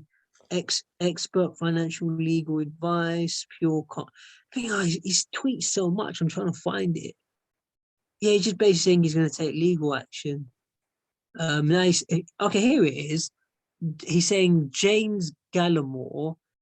Yeah, that's the guy. He's saying James Gallimore was the one that conned me.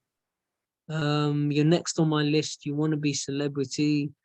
And he's saying they closed their company and set up a new company. So he's saying that they owe him £250,000. Like, that's a lot of money. Like, you're lucky. Yeah? Like, I'm not someone who's excited by money, but if you're stealing like 250 grand, like, that's the kind of money people get killed for. So all I can say is I'm glad I'm not involved. 250k. I don't know, mate. So all you invested 250k in a company that went bust, or was like a dodgy Bust. company? And then they've closed the company. And this is what Frank Warren does. Basically, if they close the company, I'm not an expert, but what happens, the company owes you the money. So if the company gets shut down, that's it. We can't do anything about it. The company owes you the money, not me. The company.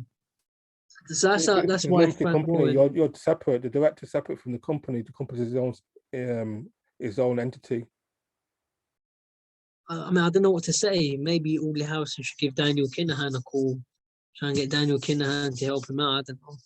Daniel Kinahan seems to be helping everybody else out. So, well, it used to be thank you Al Heyman, but these days it's thank you Daniel Kinahan.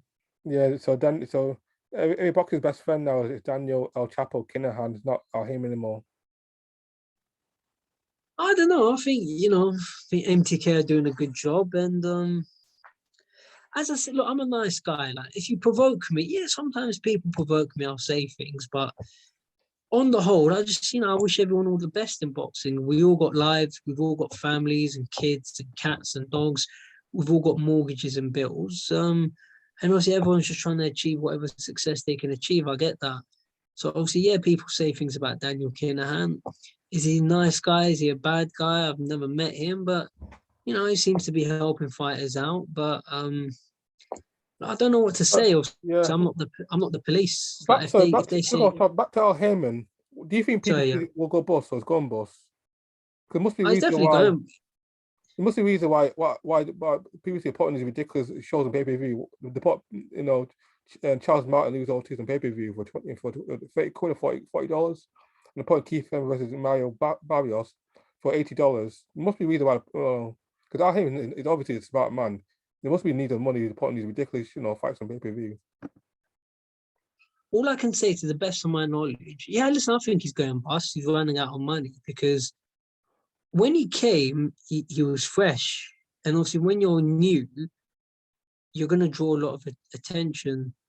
But I don't see how he can maintain that over time, because you're putting people like Charles Martin and Luis Ortiz on pay-per-view. Yeah, but most people don't know who they are. And the joke about overpaying as Luis, well, because Al Heyman is known for overpaying his fights. Hence why his fights are so low too, because he's known for overpaying them far more than the market value. but the problem with that, where Al Heyman gets his money from is an investment firm, Waddle and Reed. So they gave him a big amount. They gave him like $400 million to, he's Al Heyman's going to take over and control boxing. But then the problem is, obviously, you're going to run out of money. And where you're not generating the money back, people like Luis Ortiz and Charles Martin, they can't generate money.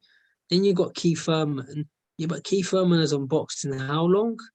I think his last fight was 12 years ago, something like that. Unfortunately, the cash cow boxing is retiring now because the thing as well. Al Heyman got free boxing through was it Oscar De La Hoya, Golden Boy?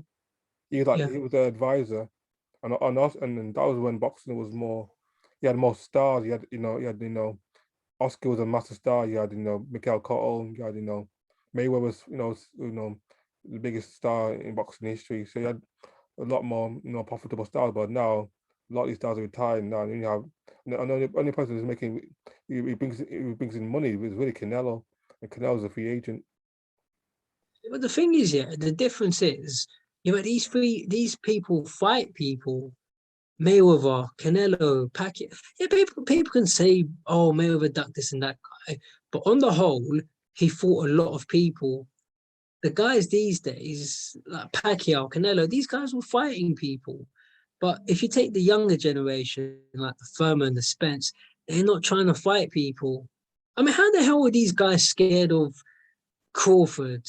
Like, first, nobody wanted to fight Errol Spence. Then nobody wanted to fight Crawford. On my life, yeah, I'm not trying to sound tough. I've sparred Brandon Rios and Kelly Pavlik, yeah. If I was in America, if the opportunity came up for me to spar Errol Spence, I'll jump in there. I hope I don't get my jaw broke. I'll jump in there.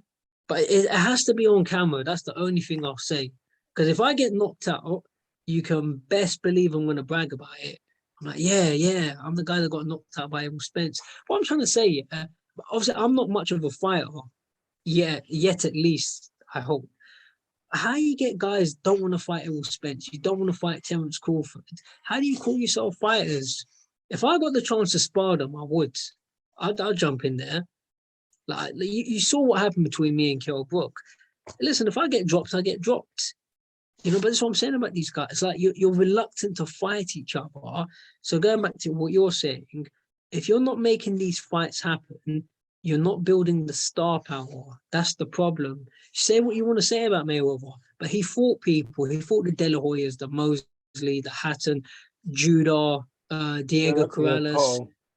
He fought all these he fought all these guys. And the thing about these guys, like, you don't want to fight each other.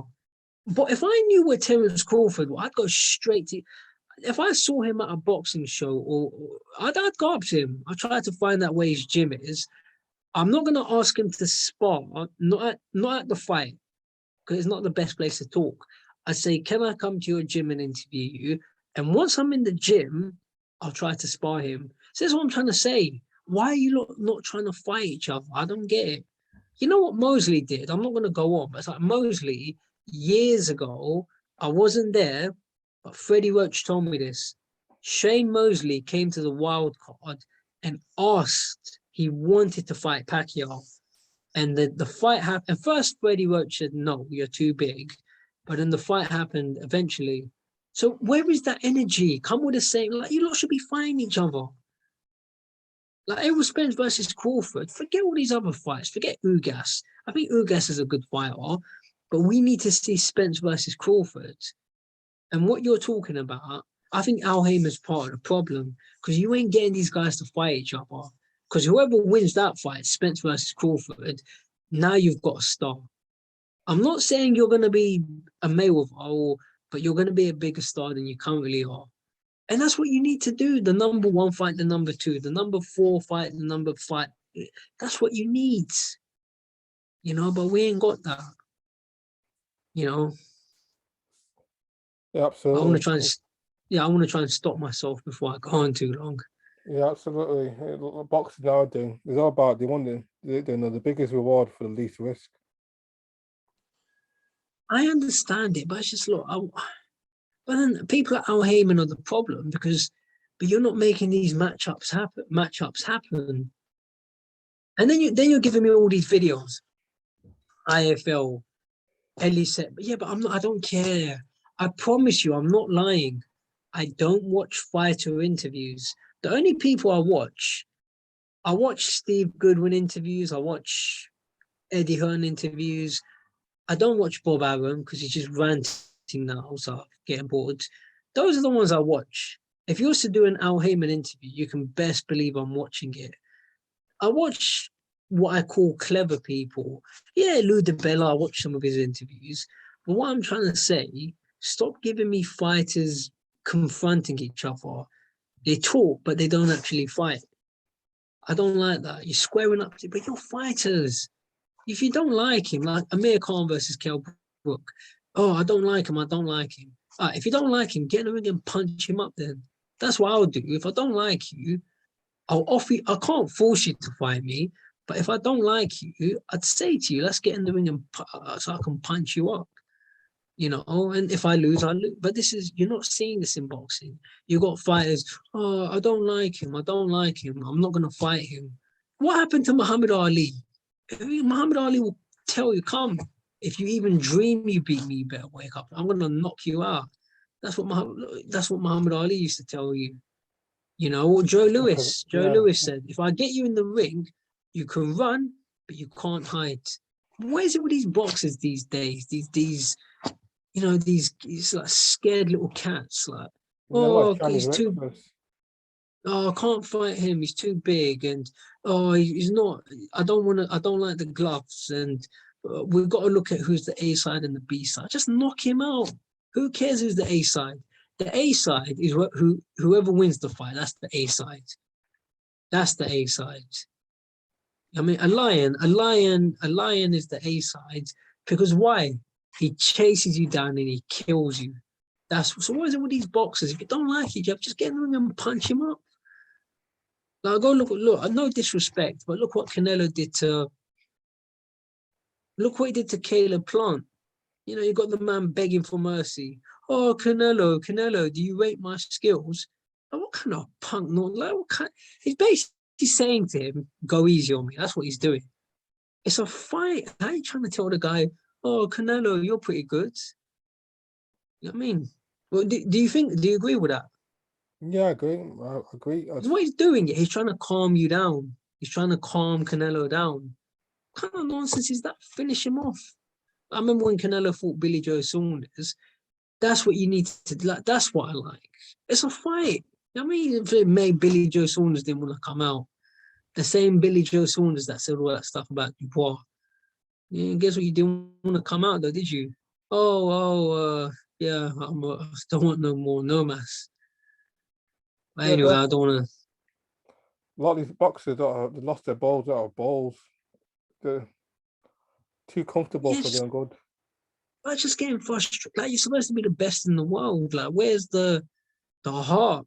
Go look at Joe Frazier versus George Foreman. Joe Frazier got knocked down like 6 times, still kept getting up. And then you get these guys talking about, oh, he's too big. He weighs 2 pounds more than me. Oh, I don't feel good today. I slept late last night. Or oh, I didn't I didn't get a good enough breakfast this morning. Oh, I don't like him. He looks too mean. Like, come on, man. And you wonder why MMA's taking over. Them dudes just fight. And they're not making half of what boxers are making, you know. But this is why I went off boxing for a while. Just like I love boxing, but it's like, and it's the same thing with Porky's Corner. He's not as well spoken as me, in my opinion, but that's what he's trying to say. When he's doing all these videos, that's what he's trying to say. Like, all this stuff is frustrating. I ain't got the time. I work like 8 to 5. So I'm saying I ain't got the time to just put the fights on, and that's that. You know, it's difficult for me to go to press conferences. You know, like the recent press conference in Nottingham, I chose not to go because I thought if I go to that press conference, I'm not making any money. It's okay for Coogan and them lot. You lot are making cash. I'm not. So I chose not to go because if I go, if I don't go to work, I lose 80 quid that day. So this is what Porky's Corner is trying to say, where just give us the fights we want. Why do we have to keep begging? If I go to a restaurant, give me the food that I order. Like if I want to see I want to see Michael Jordan versus the Chicago Bulls versus the best team. I don't want to see. What's a good example? I don't want to see like these mismatches. You're fighting some guy from Polish Tesco worker. I don't want to see these fights. You ain't getting like Luis Ortiz. You ain't getting me to pay to see some granddads. Oh, Luis Ortiz is fighting this weekend. I don't care. What Luis Ortiz? He's still alive, is he? I thought they buried him by now. Yeah, I thought he was retired. I thought the guy's dead. I've seen pictures of Luis Ortiz meeting Jack Johnson. I ain't paying for that. Oh, the granddad's fighting. All right, fight. I ain't paying for it. And you got this whole Fury versus Whyte. That's the sort of fight I might pay for. But it's like you can't even give me a straight answer. Oh, well, Tyson Fury woke up late today, so he's not in a good mood. We'll let you know another time. If I go to a restaurant, I don't care if the waiter's in a good mood or not. Like, I'm not being rude, but just do your job. What, you think I'm happy doing the job that I do? But guess what? Get on with it. It's what I get paid for. Yeah, boxing gets paid to fight. Yeah, but I'm like, mate, it's like you're not getting paid however much money. I got in the ring and sparred Kell Brook. Like, I don't care what you say. I'm not saying it was 100% spar, but I sparred him. I got punched up. Not that bad, but I got punched up. I didn't get paid for that.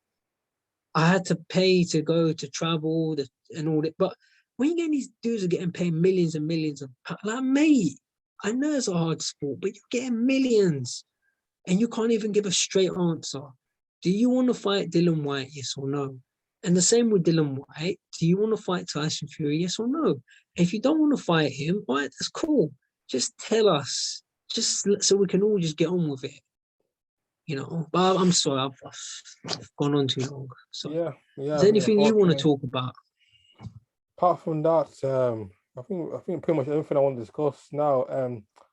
So your plans. I've seen you've been active on YouTube quite a lot. So you want to be Prime Minister of Britain. You want to go to uni and whatnot. Yeah, you actually want to go to Oxford. Is that true? You actually trying to go to Oxford uni? I want to go to Oxford. Yeah. Okay. I'll keep it much shorter this time, and I'll give you a chance to talk. But all I'm saying, some of the videos that I've said, and I'm not lying. I'm not doing it to get attention, but I want to get into politics. It's a goal that I have. I'm 31. I've got time to make it happen. What's your area? What's your MP? What's your area again? You live in where you live again? My local MP is Lynn Brown. She's the MP for West Ham. Okay. And I'm going to ask you some questions, and I'll give you a chance to talk. But that's my goal. I want to get elected as an MP. What advice would you give me in order to get your votes?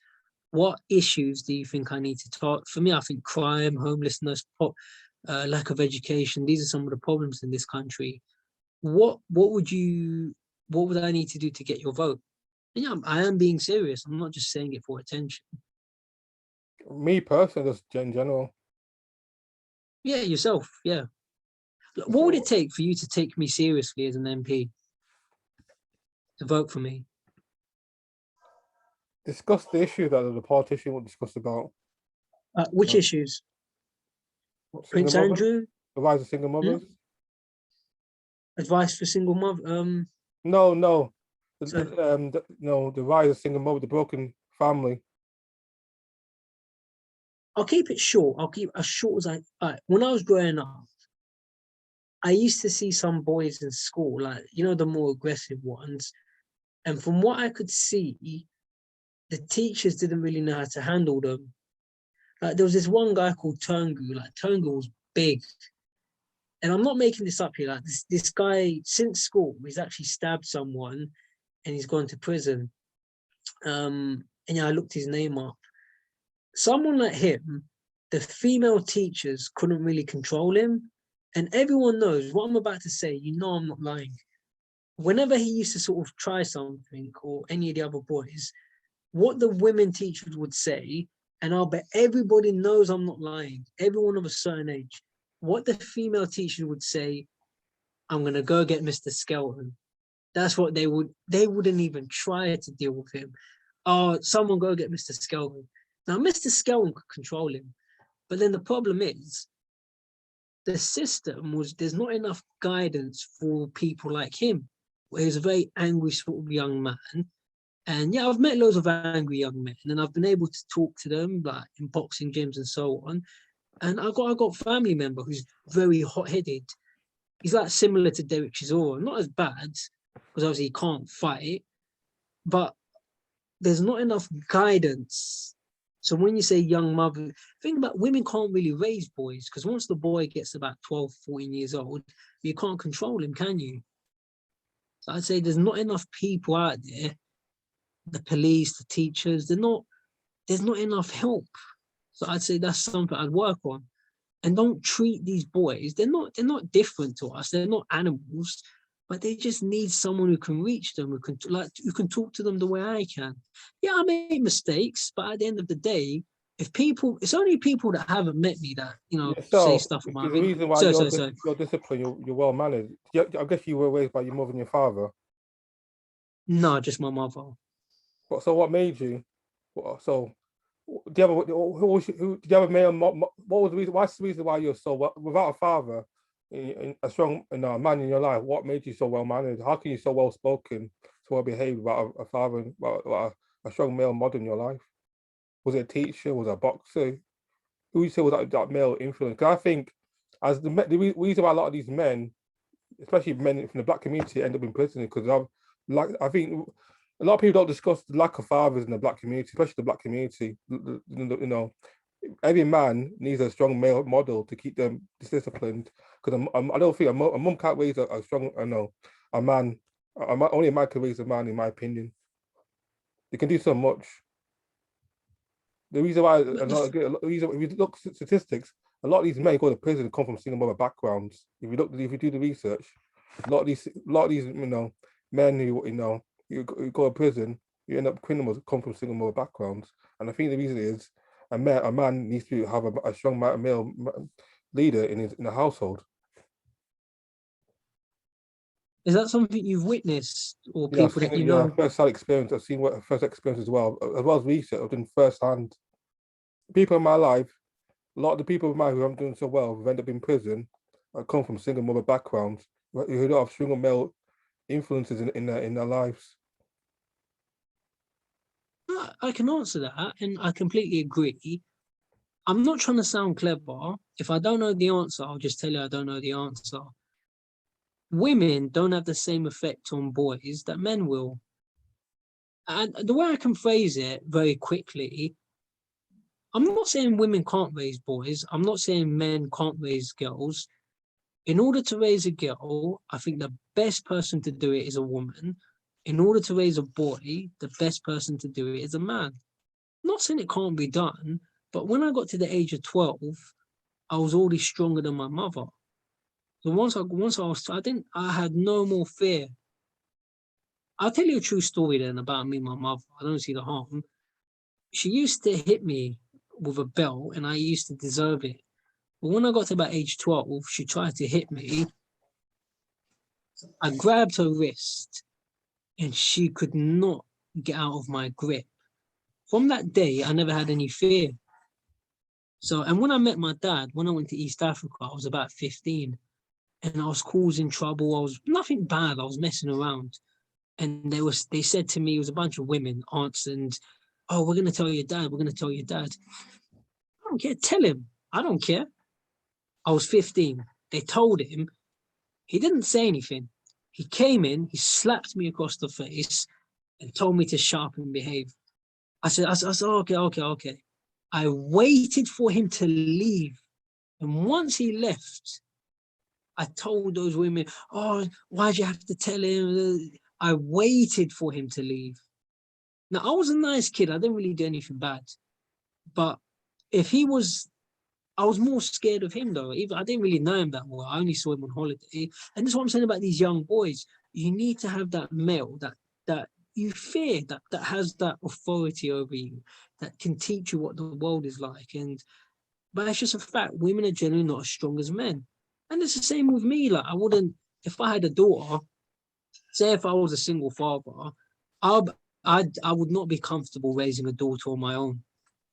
Like, I wouldn't care. I'll get my aunt or someone to help me out. So as you said, I agree with you. This is the problem with a lot of these boys. You haven't got someone to control that masculine energy that can try and bring it. It's like a dog. Like, my uncle had a dog.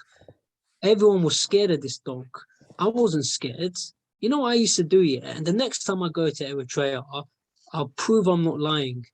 With some of these Eritrean dogs, they got them chained up on, like, they chained up on metal and all that. I don't give what. I'd take a chair, I'd sit right near the dog for an hour, and the dog can bark and bark and bark all he likes, but you're not going to reach me. Sit down for about an hour reading a book, and that dog's going to get used to your presence.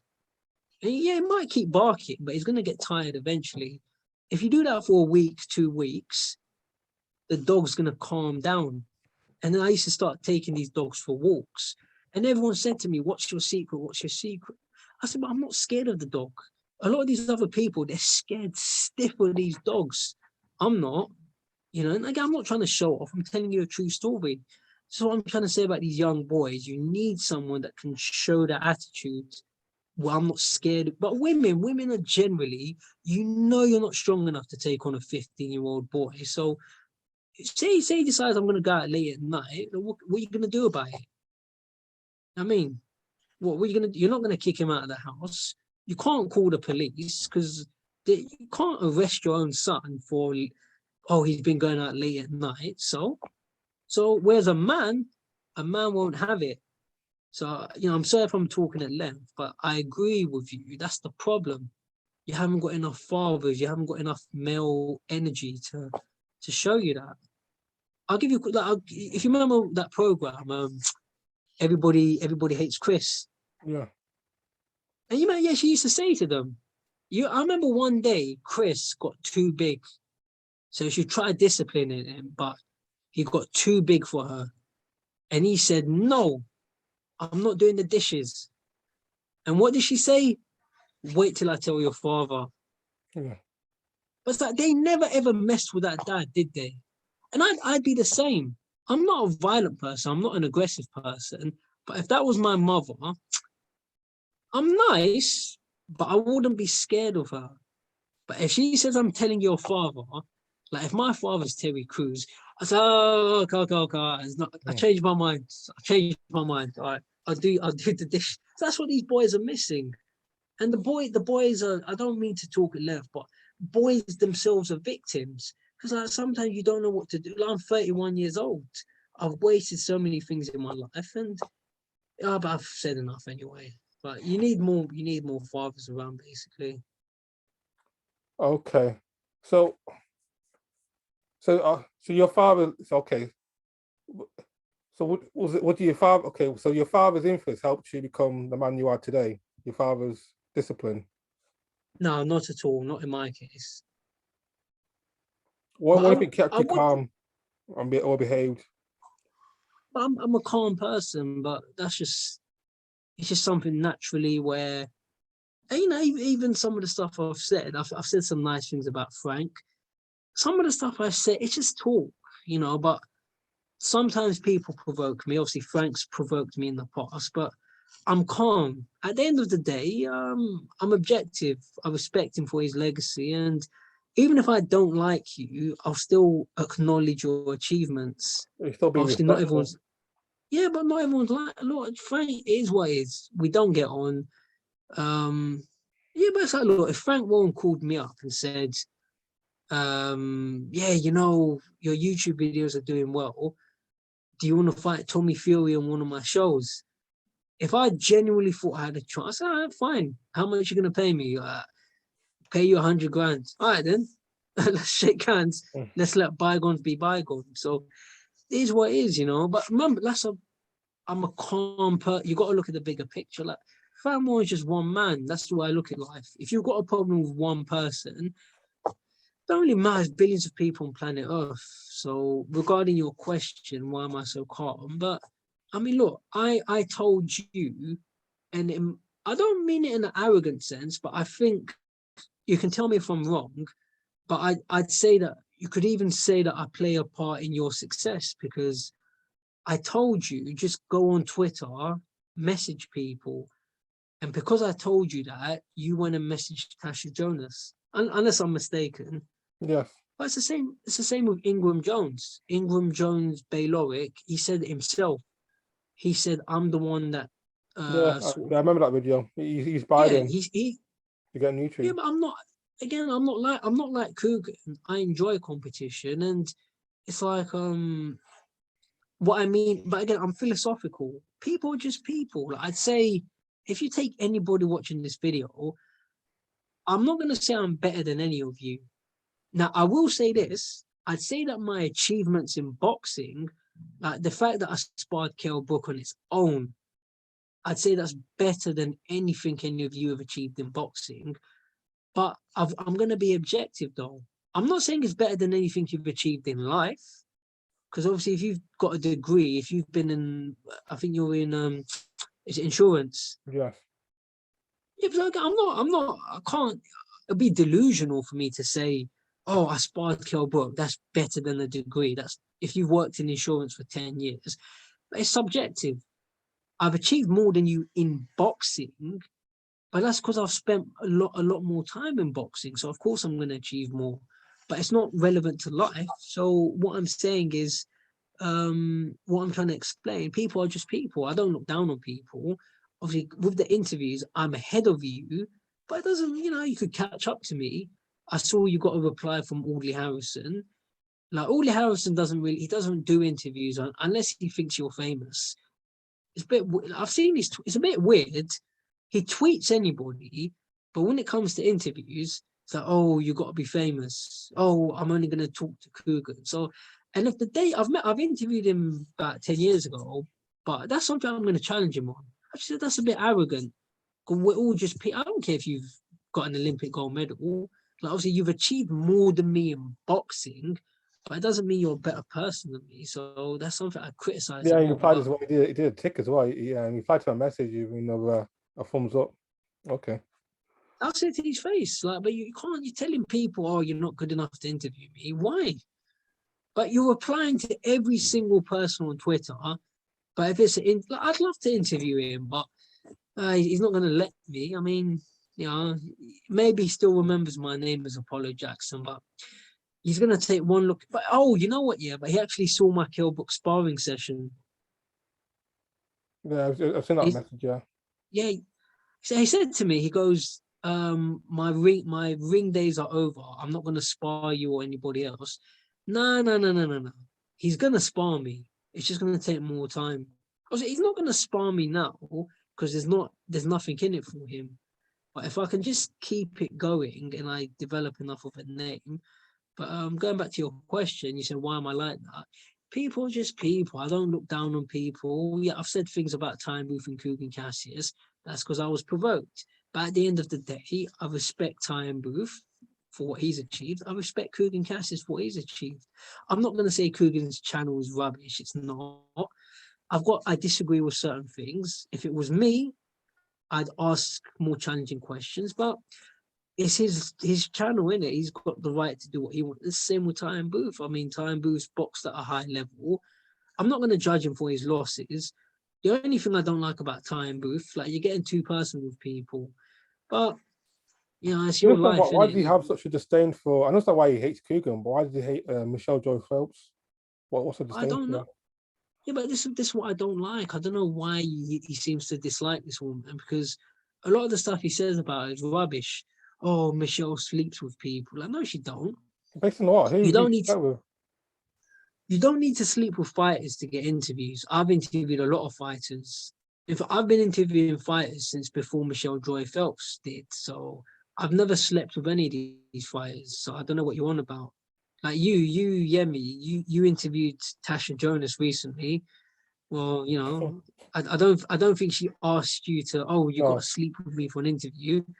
You know, to your great disappointment. I'm joking. I think I think Um, no, I think Ty was it Michelle or one of the apparently what this female report slept with Billy Joe Saunders. I can't remember which one to get an interview. He said in recent videos either was it Michelle? I don't think it was Michelle, one of the lesser known female reporters. So like okay, you're making these bold accusations. Where's evidence? I bet he's lying. You don't look, yeah, look how many people I've interviewed. And look at you. You sent, as far as I'm aware, you sent Tasha Jonas one tweet and you got an interview. Yeah, All right, so you've been doing it for 10 minutes. Michelle Joy Phelps has been doing it for over 10 years. So it's not complicated. You just work hard. And I'm not gonna I'm not gonna take shots at Time Booth. But Time Booth, yeah, but you don't go to press conferences. So you're saying all this stuff online, but I don't see you coming with the same energy face to face. So with Michelle, she's been doing it for over 10 years, going to the press conferences, going to the events. So what happens is that you create momentum. People know who you are. Like Audley Harrison messaged her the other day. I think it was today. They sent a few messages back and forth. So what I'd say about Michelle Joy Phelps, she's put the effort in and people know who she is. It's like me and Audley Harrison. I've sent him the Kell Brook video. So he's seen me. He knows who is this guy. This guy sparred Kell Brook. So he knows that. I'm going to try and get another response from him tomorrow. Then next week. And then just try and build momentum. Then if I can spar other people, I'll send it to him. But I know how to play chess. Eddie Hearn knows how to play chess. Eddie Hearn once told me, I said to Eddie Hearn, I want to come to your office someday, play chess on camera. Eddie Hearn goes, yeah, sure, we can do it sometime. I've played chess with Steve Goodwin on camera. So not on camera, but I've lost. I lost a game of chess to Steve Goodwin. yeah. He used to be in tournaments. So this is what I'm trying to say. Build momentum. I don't know if Audley Harrison plays chess or not. I He think plays he poker. does. He's a poker player. Poker's more his game because that's what he said to you. He mentioned poker, and see, when you want something like for me, I really want to interview Audley Harrison, and I really want to spar him on camera. If it means that I've actually got to take poker lessons and learn, I'll do it. Screw it, I'll learn poker. So that's what I'm trying to say about Michelle. And this is what I'm not going to say anything bad about Time Booth, but when you're getting personal with someone for no reason, you're going too far. And whatever people say about me, anything I've said on camera, I'll say it to your face. So if I met Time Booth tomorrow and he had a problem with what I've said, I'd say to him, yeah, but look, if I've offended you, if I've upset you, I apologize. But you're the one that started it. You're the one that was saying rubbish about me. So, well, I guess I'm going into too much detail. Like, you just shouldn't What did be he actually just say taking about shot. you, Ty? What was it? I know you felt like you interviewing me. You seemed happy about you interviewing me? Was it best of mood? And he called you gay in that and accused you of being. No. Well, we met up in a coffee shop. Like when was that? It's like October. We met up. He was in London, so I contacted him. I was like, "Yeah, you're in London." I said, "You want to meet up for an interview?" He goes, "Yeah." But then when he turned up, like he was in a funny mood, and he starts getting rude, and yeah, just starts getting disrespectful. In my opinion, other YouTubers will put up with it because of the Time Booth's a big guy and he's a former boxer. Plus, they want views. So, in my opinion, other people will let it go. They say, "Oh, Time Booth's a former boxer. I don't want to take him on." But when he started talking to me like that, I said, "Yeah," because I'll give you a quick example of how you know I'm not lying. Yemi, you're what, 6'4"? 6'3". You sure you're not 6'4"? 6'3". Last time I checked, 6'3". Okay, all right. I'm 5'8". So I've already told you if you want to spar this week, I said the best time we can do it, we can spar on the weekend. I don't care how big you are. If you want to spar, we can spar. You can hit me as hard as you like. I don't care. I'm not delusional. I wouldn't say that to David Hay. I wouldn't tell David Hay you can hit me as hard as you like. But I'm a brave guy. I stand up for myself. So when Time Booth tried getting rude and for no reason, I remember I've interviewed him once before. We got on Yeah, fight. it's actually that video. So I thought maybe he's in some sort of mood or something's happened. But when he just started getting rude, I just thought, no. I said, Time, don't talk to me like that. Like if you got some sort of problem, if you want to go, let's just leave the interview. Yeah, but you don't need to talk to me like that.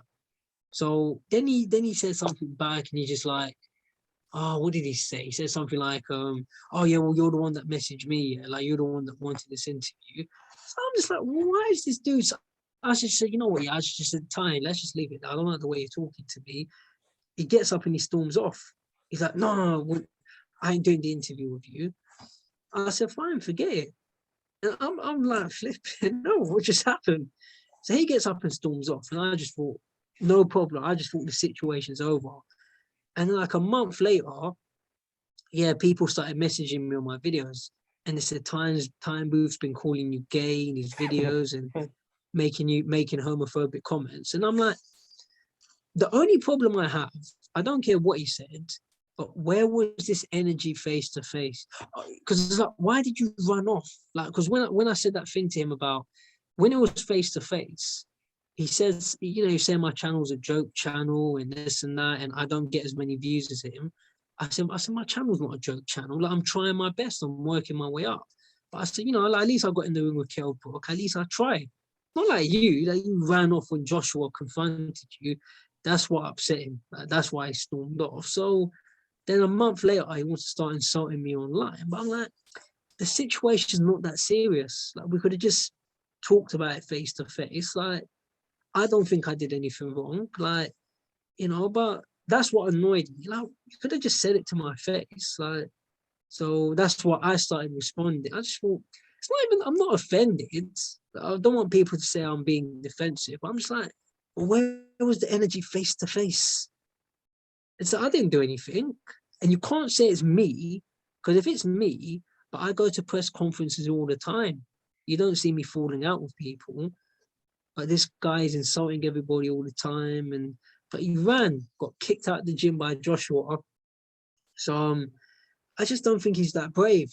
Like, he pretends he is, but go say it to someone's face then. You know what I mean? The thing with Ty though, apparently he's doing well financially for the currency. Apparently he's almost a millionaire, but he seems obsessed with Michelle and Coogan and all these people. But you're doing well financially. You're almost a millionaire. Why are you so focused on the past? Move on. Oh, look, it is what it is. I'm not judging him and do whatever you're doing, but I I think I'm only responding to the questions, but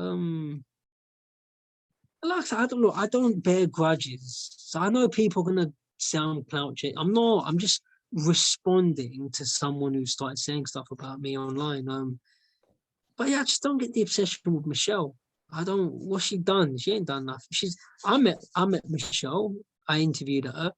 She didn't need to give me her time. She's a lot more famous than me, but she let me interview her. So, but all I'll say about me, if I've got a problem with you, I will explain it to your face, like Coogan, and I'll say to you, this is why I've got a problem with you, and we can take it from there.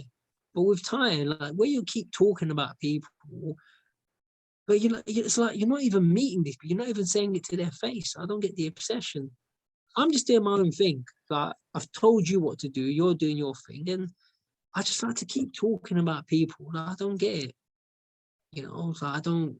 They're just lies anyway. I don't mean to keep going on, but saying Michelle sleeps with fighters, like you don't need to sleep with fighters to get interviews. She works hard, yeah, but she's famous. Everyone knows who she is. The reason people give her time is because she's got a big platform. That's what it is. I want to get on a platform. It's a big platform. Yeah, I'm not gonna beg, but like I'd like to get on that platform. So when he says what he says, but the reason fighters go to her is because they know she's got a big platform. If you go on behind the gloves and these other channels, it's going to increase your profile. It's Yeah, yeah. business. For me, I'm That's trying to. awareness. I hope I can fight the YouTubers. If I go on behind the gloves, it's going to help me achieve that goal. Whether or not it happens, I'll be objective. I know some people, Michael's delusional, but look, I can get there day by day by day. I believe that. And if I get on channels like Behind the Gloves, it's going to help me get closer to that. Like hope if I do one interview on her channel, it's going to get 50,000 views. How many people are going to watch that? David Hay, Alicia Baumgardner, Michaela Mayer, Clarissa Shields. I'm not saying they're all going to watch it, but The they'll thing be is aware now, of. the mind, anything, the impossible, what I say is, remember this, Michael, write this down. The impossible becomes the possible once you change your way of thinking. Think about, I've only been YouTube for less than 3 months. I got interviewed with Natasha Jonas. I got interviewed with yourself, Love Boxing TV and so on. I've done a lot of things. The shop, Poker's Corner, a big YouTuber like Poker's Corner. I'm a nobody, but I've already done these things less than No, 3 months. don't say you're nobody. We're all people. I just think if people understand, in plain English, you can do what you want to do in life as long as you've got a motivated mind and you have a plan in place.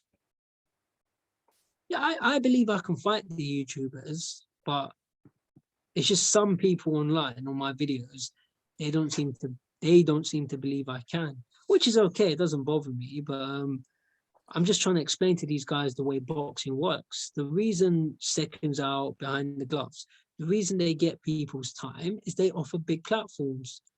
I don't mind talking to you because I'll talk to anybody.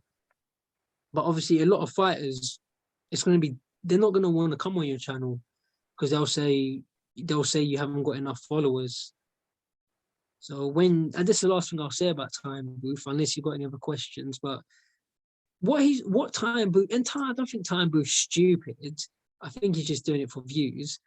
But the thing he's pretending to ignore, Michelle doesn't need to sleep with people. She's got a big platform.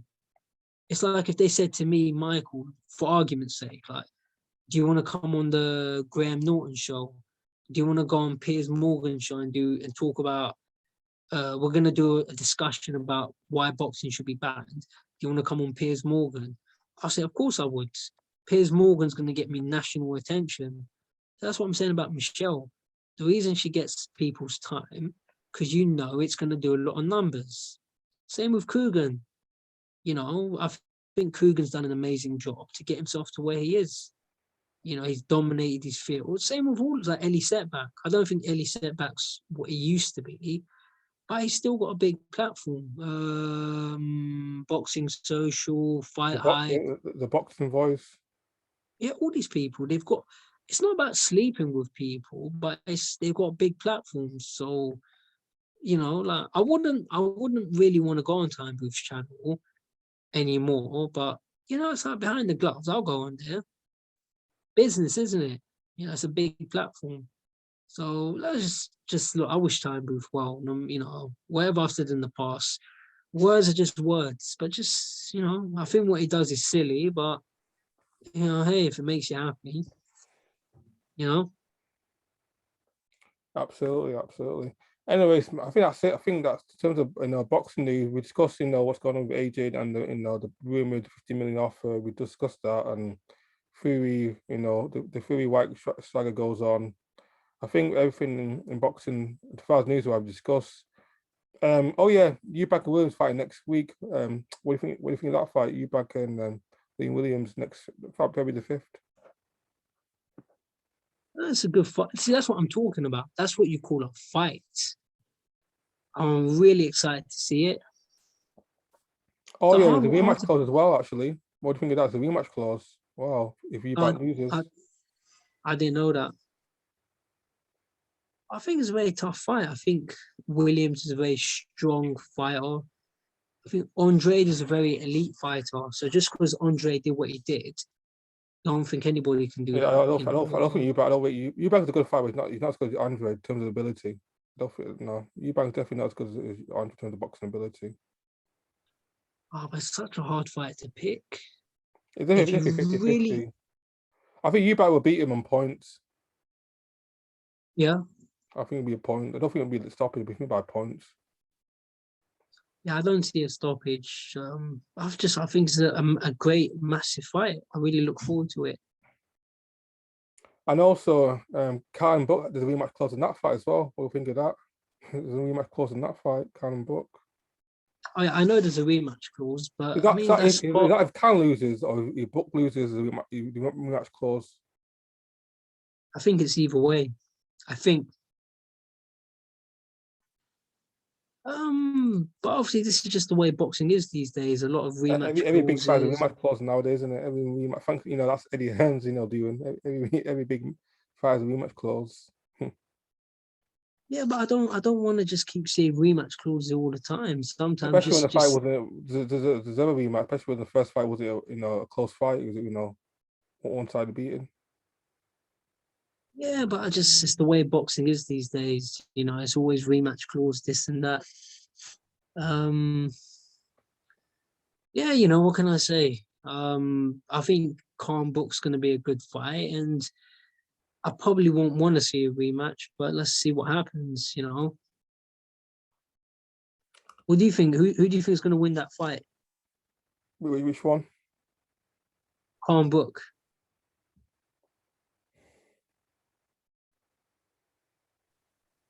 I don't know. That doesn't.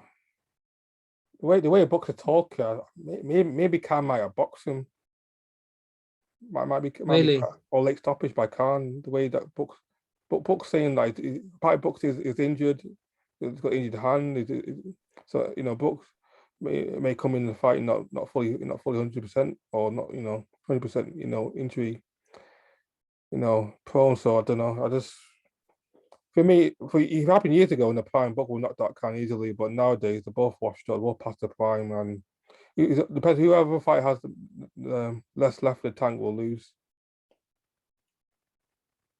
Yeah, if I had to pick one, I think I'll probably go for Brook. I think Brook can win the fight. He's bigger and stronger at weight. Khan's been knocked out so many times. I'll probably say Brook's going to win that fight. Only the reason why I'm more favored to Khan is the way Brook got stopped by Crawford early. I think part of me think Crawford is the eye socket is not healed or it might be semi-blind. I think eye socket hasn't never fully healed, and then Khan might target that those sockets, and may stop him. Yeah, obviously Golovkin smashed him up, and then Errol Spence smashed him up, and then Terence Crawford smashed him up as well. So obviously that's probably a factor. Yeah, definitely. So it could go either way, but we shall see. It's done like 3-4 weeks away, so we shall see what happens in those fights. Yeah, getting close. Less than a month to go. Anyway, guys, I think that's me done. Well, we definitely talk again soon. Anyway, so we'll definitely talk again soon. And anything else, Michael? No, just say quickly, yeah, to anyone watching, good luck in all you do. You know, I sparred Kell book. I got Audley Harrison to notice me. So now I'm trying to get the Audley Harrison sparring session someday. And it's only a matter of time. Sooner or later, someone in British boxing is going to spar me. So for anyone watching this, set yourself goals and go for them. Try not to be so negative all the time, you know, try and achieve something. Yeah. But it's What I'll all do, fun. I do have a few questions, but more controversial. So what I'll do is, I might go, I'll ring you after this video, because these questions are a bit more personal. You know, YouTube, man, we might get us a bit of trouble. So I'll ask this question off camera. So I'll talk to you later after this. Well, can you give me an idea? Are they personal things about me or? Boxers, no, but you and boxers. Well, we'll talk off I don't camera. mind. We'll talk Okay, off okay, camera. whatever you say. We All right. get into trouble. These questions. Thanks Okay, for watching, guys. You know, till next time. Adios, amigos. thanks everyone.